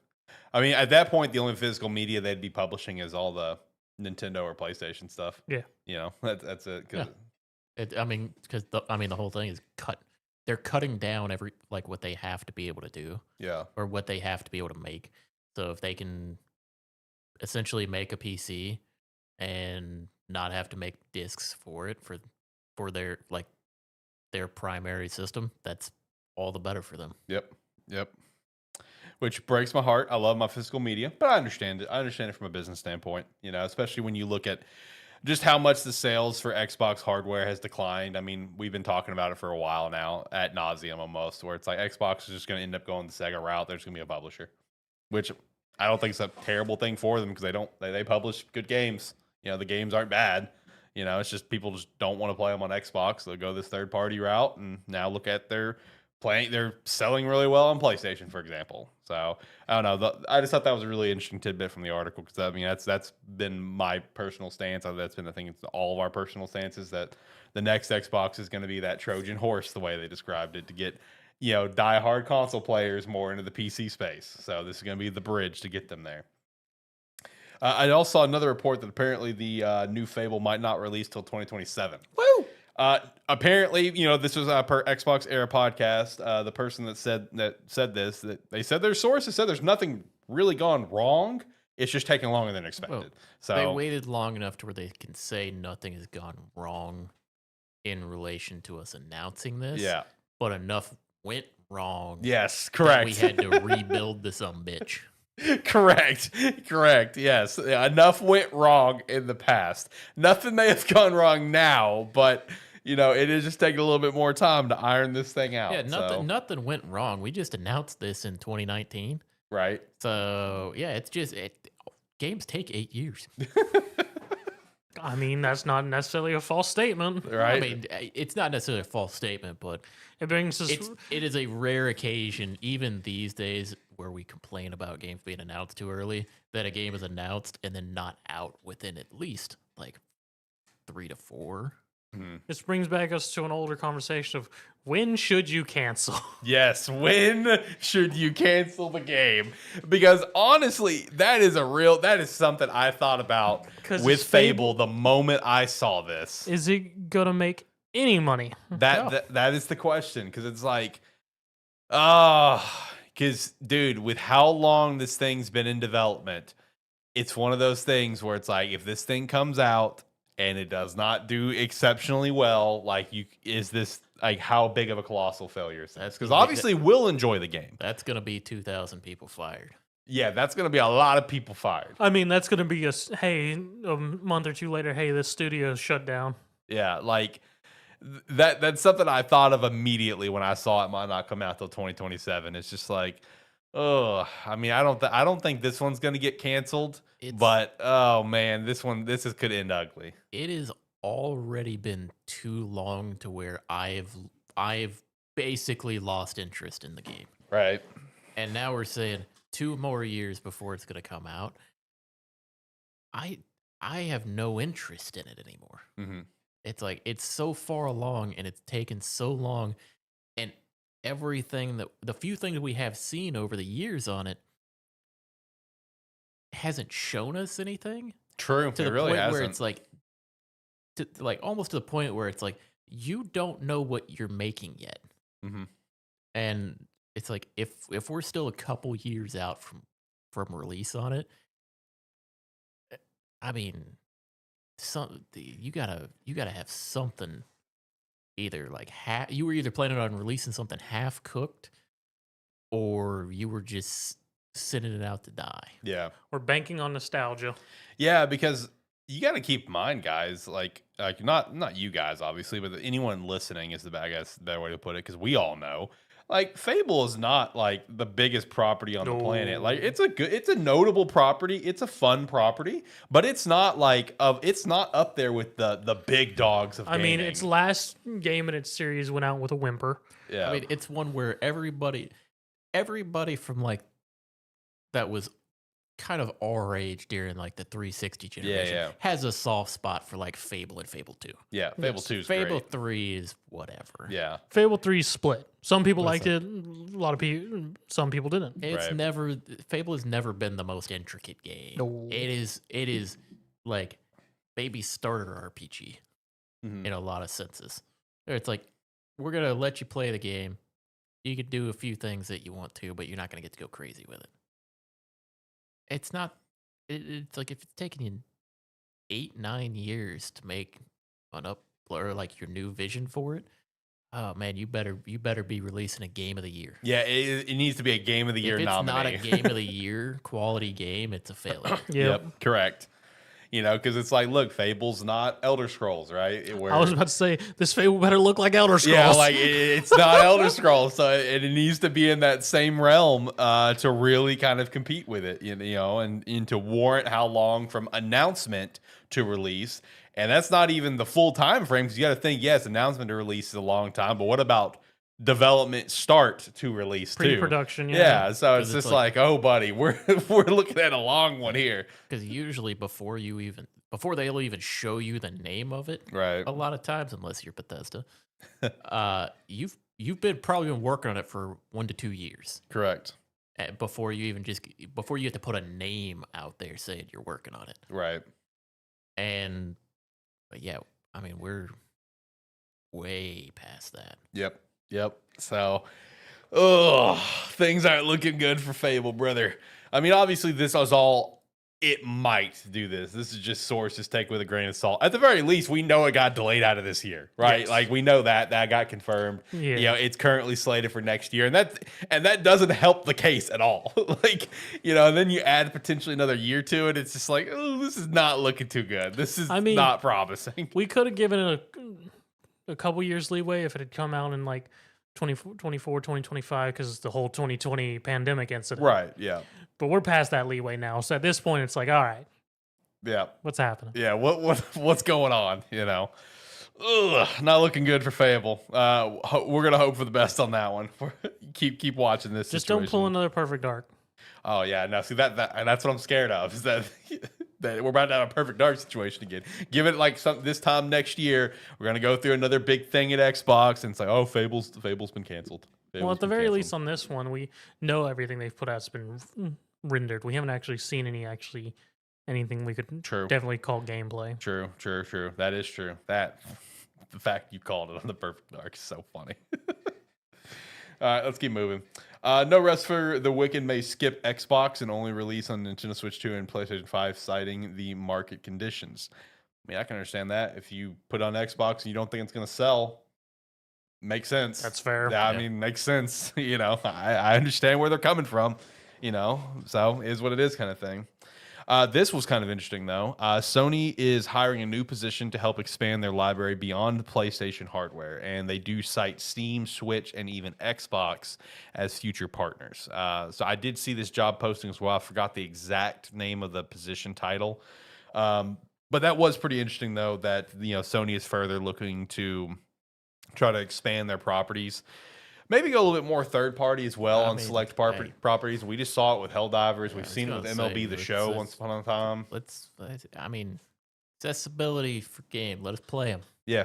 Like, let people play your games. Right.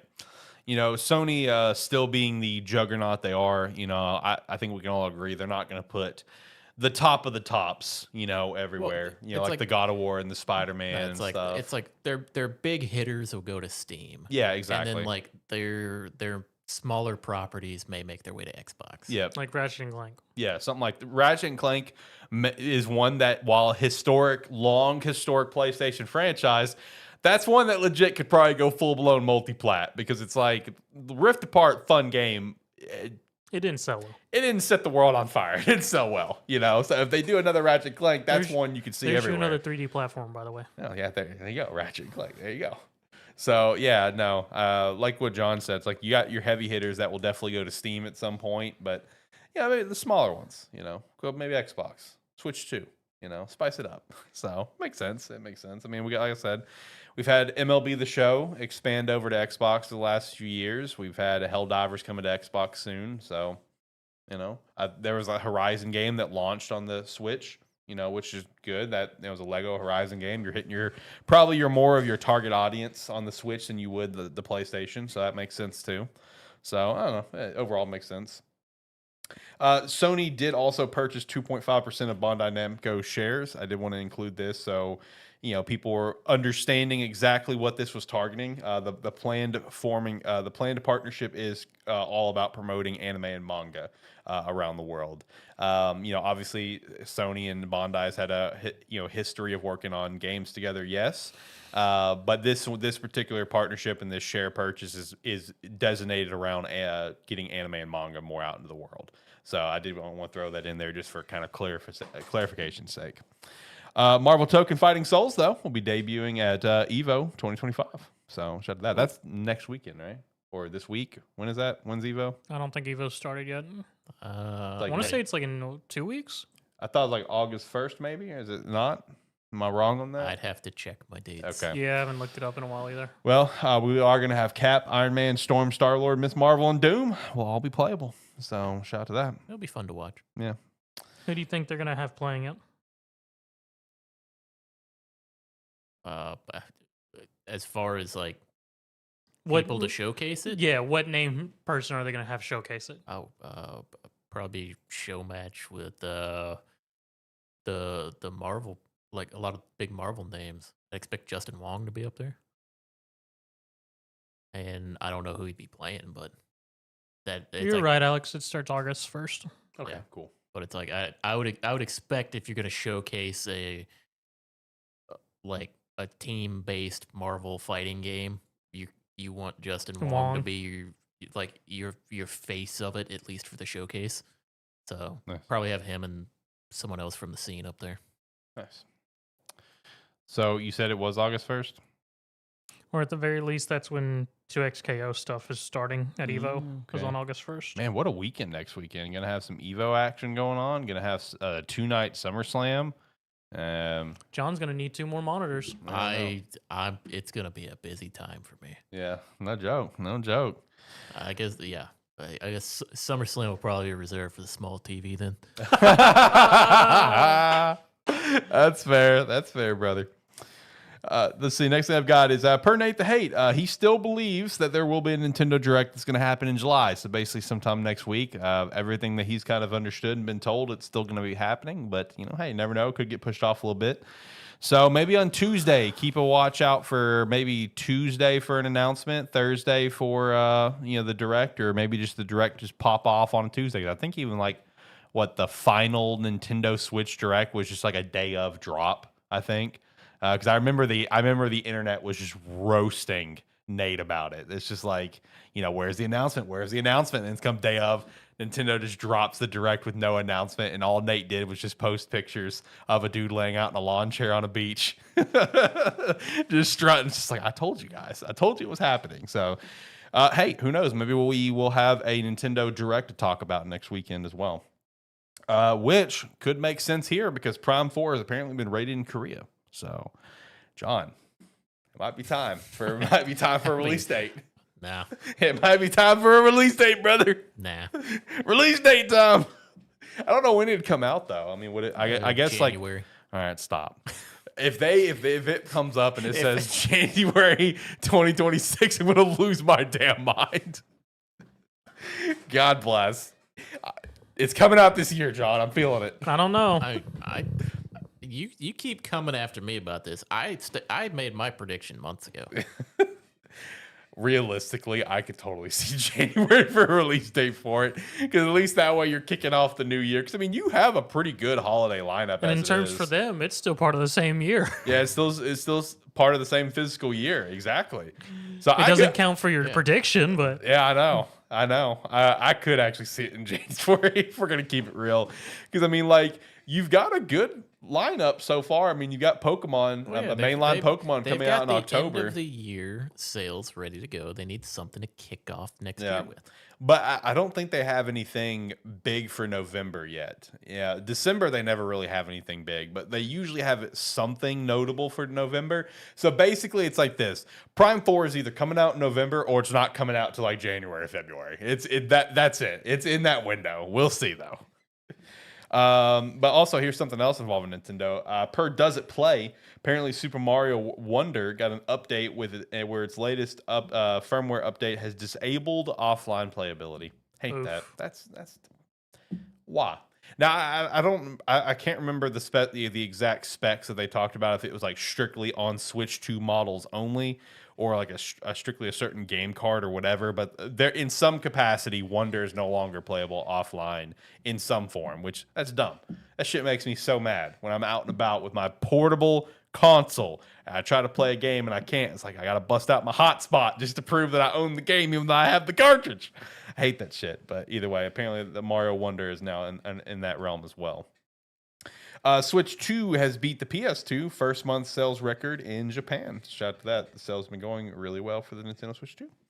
100 line, 100-minute broadcast set for August 2nd. Man, what a weekend next weekend. Oh, my Lord. What are they broadcasting? The game's out. DLC, maybe? It'll probably be... I can only assume... Are you going to add 100 new endings? Please, no. I don't know, man. I saw this and I was like, man, you don't have to theme everything around 100. I just got 2 endings last week. Yeah, shout out to that. How was that for you? I mean, as I mentioned to you, I somehow ended up on the comedy route, so nothing serious happened. Okay, so for clarification, how did you get 2 endings? Did you, More or less, it has a split choice at the very end, and each one is a finishing. Okay, so basically what we were trying to figure out, that not every ending is a full 100 days, is correct then. Because like you played a second set of 100 days, and you were able to essentially get 2 endings, right? From my full path. Now I'm going back through my 100 days to do all the other splits I didn't do.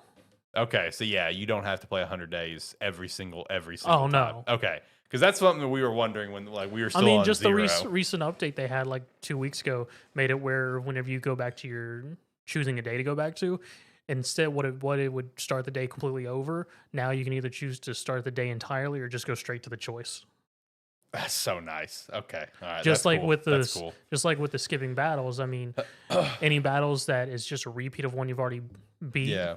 You can just choose to skip it, and it just skips each wave, but you still get all the blood points from it. So it's free farming. Oh, nice. I need to go back to it. I haven't played it in a little bit. I'm still working on my second run right now. I ended up with the Mother Ocean ending and what they call the other ending. I forget what they called the other ending. But either way, you got a comedy ending. I got 2 comedy endings. 2 comedy endings. Okay. Yeah, I saw the fish head that you sent. Yeah, no, it really scared me because Takumi has a 3D model with that running around for the school. Really? Yeah. That's funny. I can't remember how far I was on my second playthrough. God, I may only be like 30 days in. Probably because that first fight with the couple is about around day 20-ish. Right. I wonder how many more people are going to die in mine. All of them. I mean, Please in no. comedy route, only one person dies. Oh, really? Yeah. Okay. Is it the one that you personally took care of? Yep. Okay. All right. So shout out to that. Because that's where me and you already went on completely different paths. I had a mission. I came back. I completed that mission. You were Deadpool going back in time and shooting Ryan Reynolds reading the Green Lantern script. Yes. That was basically you. Pretty much. All right, let's keep going. Five Nights at Freddy's 2 trailer just dropped. Really solid trailer. Looking forward to seeing the film.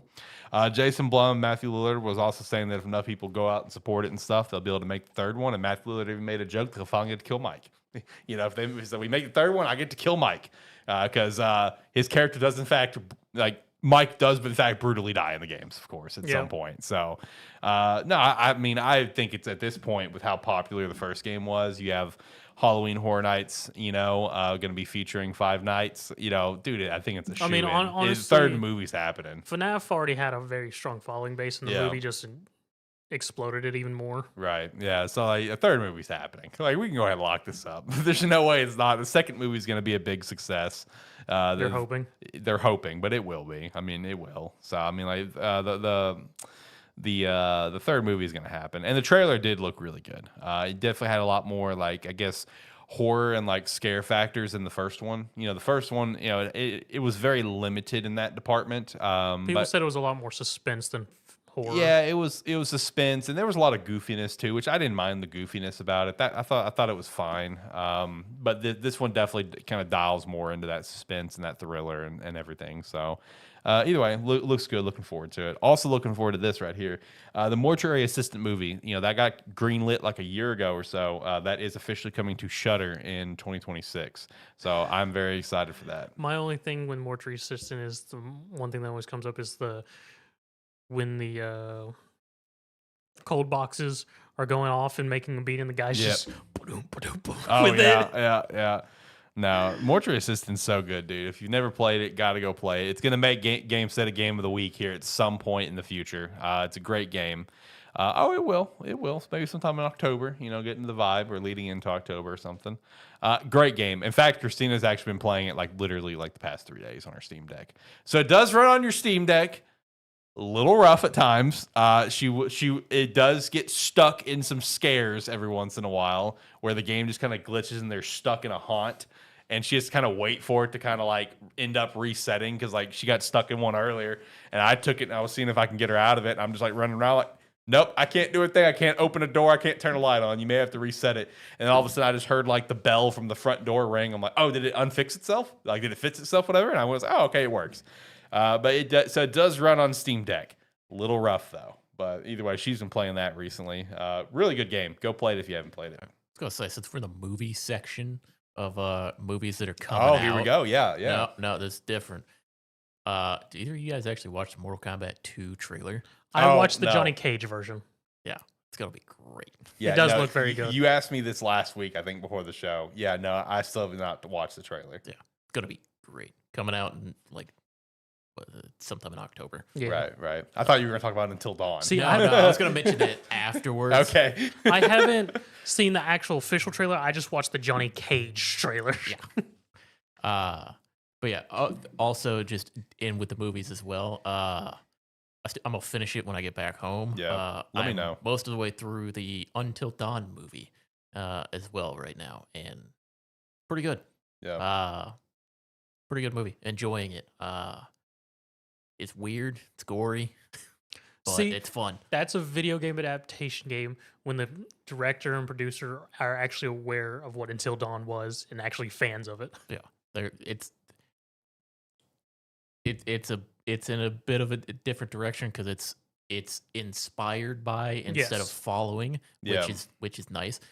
But very very pretty good movie. I'm enjoying it. I don't usually watch these types of movies. Right. On a scale of 1 to 10, how would you rate the goriness? Because like I'm thinking about going in and seeing if she wants to watch it tonight, but she doesn't do well with gore. I wouldn't watch this with her. If she's not good with gore, I would not recommend. Okay. All right.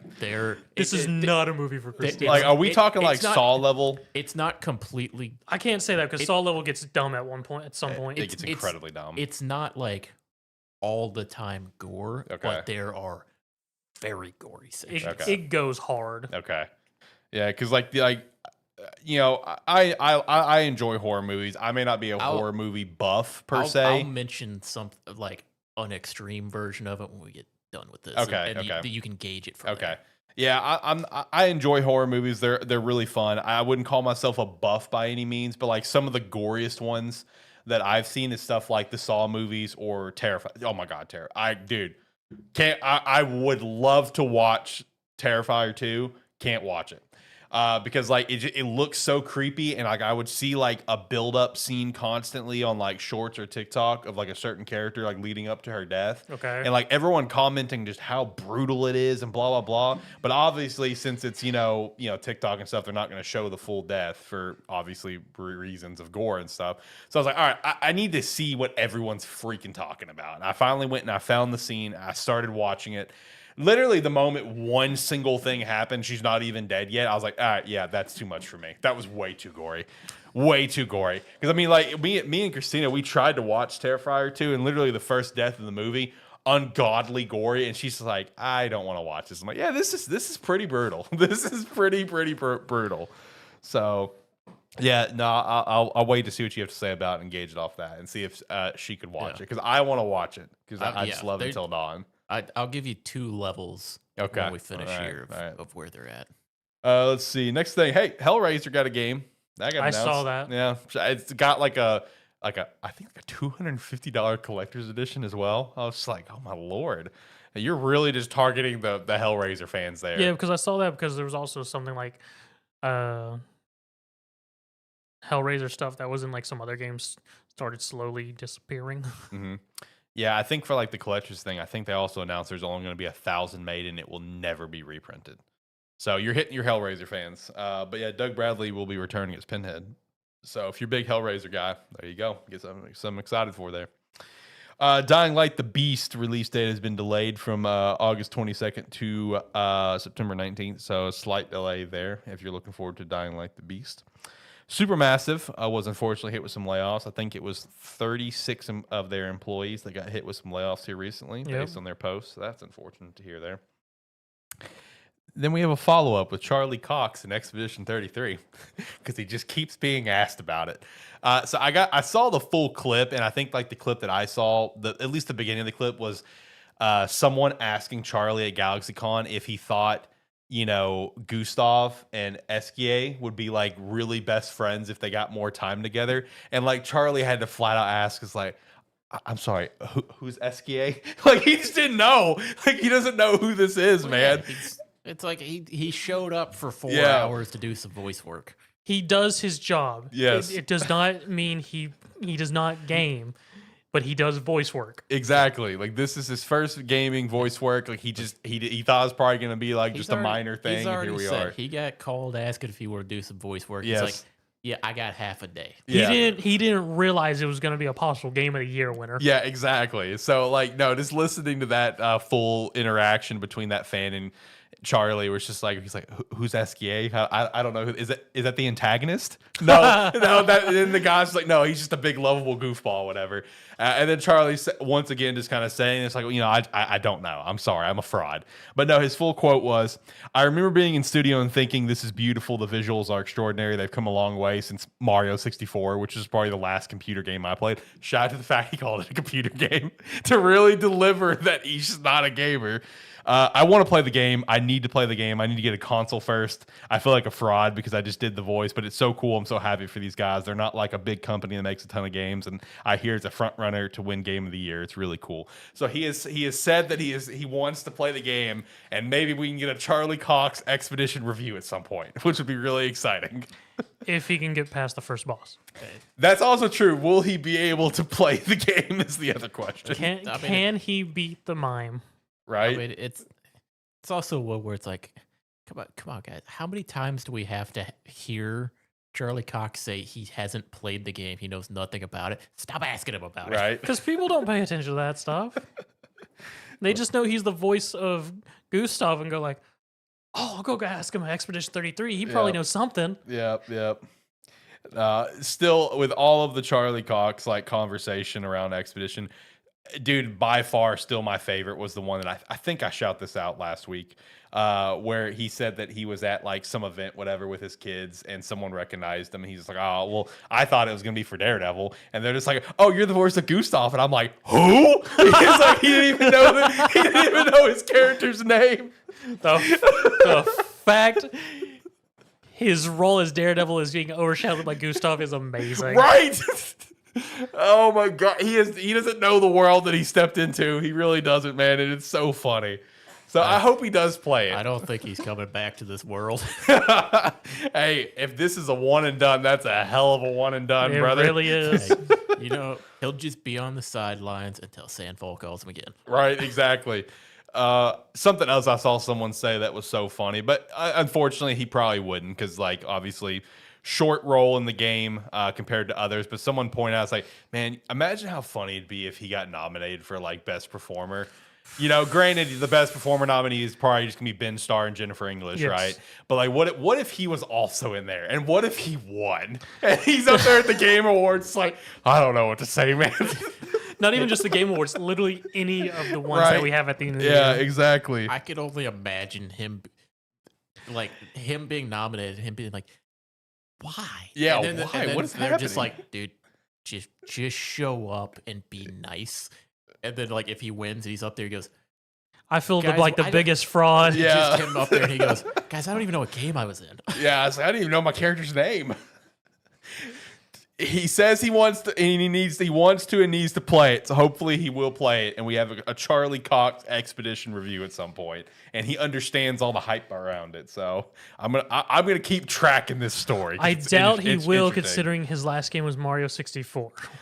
Yeah, it's quite the big upgrade from Mario 64 to Expedition 33. That's for sure. I highly doubt he will truly grasp the gravitas that is Well, Expedition 33. he's got some kids. Maybe they can help him.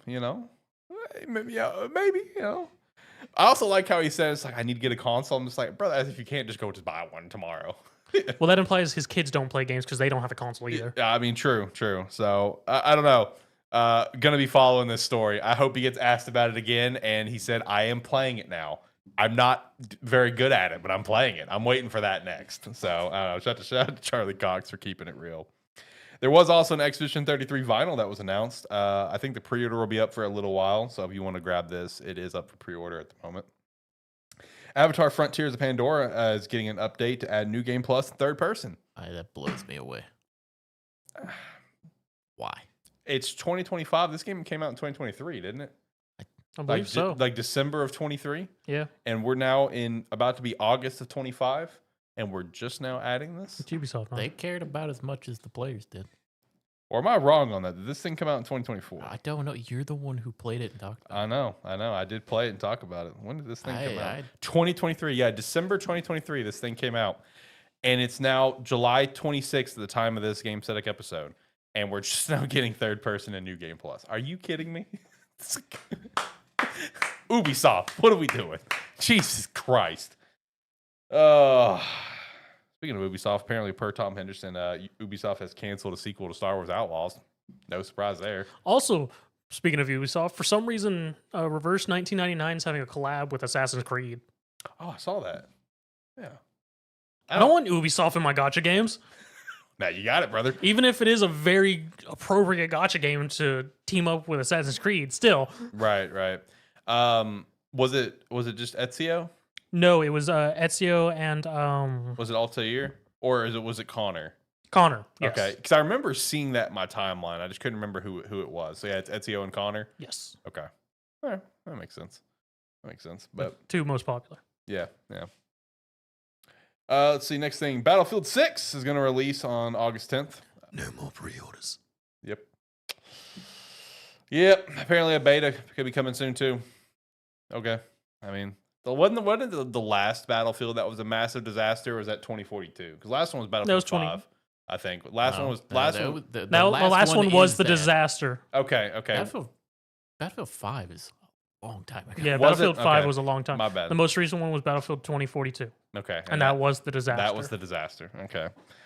That's why there's people going, don't pre-order. Yeah, don't pre-order this game. Wait for it to actually come out. So I agree to that 100%. Next thing I've got, a player who can't level up game was announced. Fast-paced action roguelike will launch for PS5, Xbox Series, and Steam next year. Why are my Korean web novel names hitting my games now? Yeah, I know, right? Dude, they finally hit like the mainstream. Yeah. So it's So time here- for them to here load they the come. game. Yeah, one by one. Hey, but you also got a new Lollipop Chainsaw game and an anime. With neither of the original people working on it. Oh, I didn't catch that. That's unfortunate. Yeah. Well, it's kind of a hollow shell then, isn't it? We shall see. That's unfortunate. I didn't catch that part. Arc System Works, a new game that was announced for the Nintendo Switch 2, Dear Me I Was, will be out next week. So check that if you want to support Arc System Works outside of their fighting games. Maybe you want to check this one out. So there you go. And then the last thing I've got is Julian Lefay, the lead developer of Elder Scrolls Arena and Elder Scrolls Daggerfall, has unfortunately passed away this week. He has been called like the father of Elder Scrolls. So big rest in peace on that one. Very unfortunate to see. He gets to go party with Ozzy. Yep, get to go party with Ozzy. Big facts. Rest in peace to Ozzy too. Anything else you guys want to add to the weekly wrap up? Nope. All right. Gamestead Game of the Week. I'm going to try and make this quick. So I have Typing in the Dead for the Dreamcast. Move it over just a little bit. There you go. Typing in the Dead. Dreamcast. Also on PC nowadays. Yes. For one of the games that helped me learn typing, got me into on-rail shooters, and slightly nudged me into the horror game, seeing as the whole Dead. Where's your Dreamcast keyboard? I thought about bringing it, but I didn't want to lug that sucker around. It's just a keyboard, but I didn't want to bring it. It's just a keyboard that has Dreamcast on it. Yeah. And has a Dreamcast controller Yeah, plug it has instead of a USB. controller adapter, yeah. Shout out to the Dreamcast, bro. I do have one of those too, but yeah. Yeah. Because it came with the Typing of the Dead. I got it as a bundle.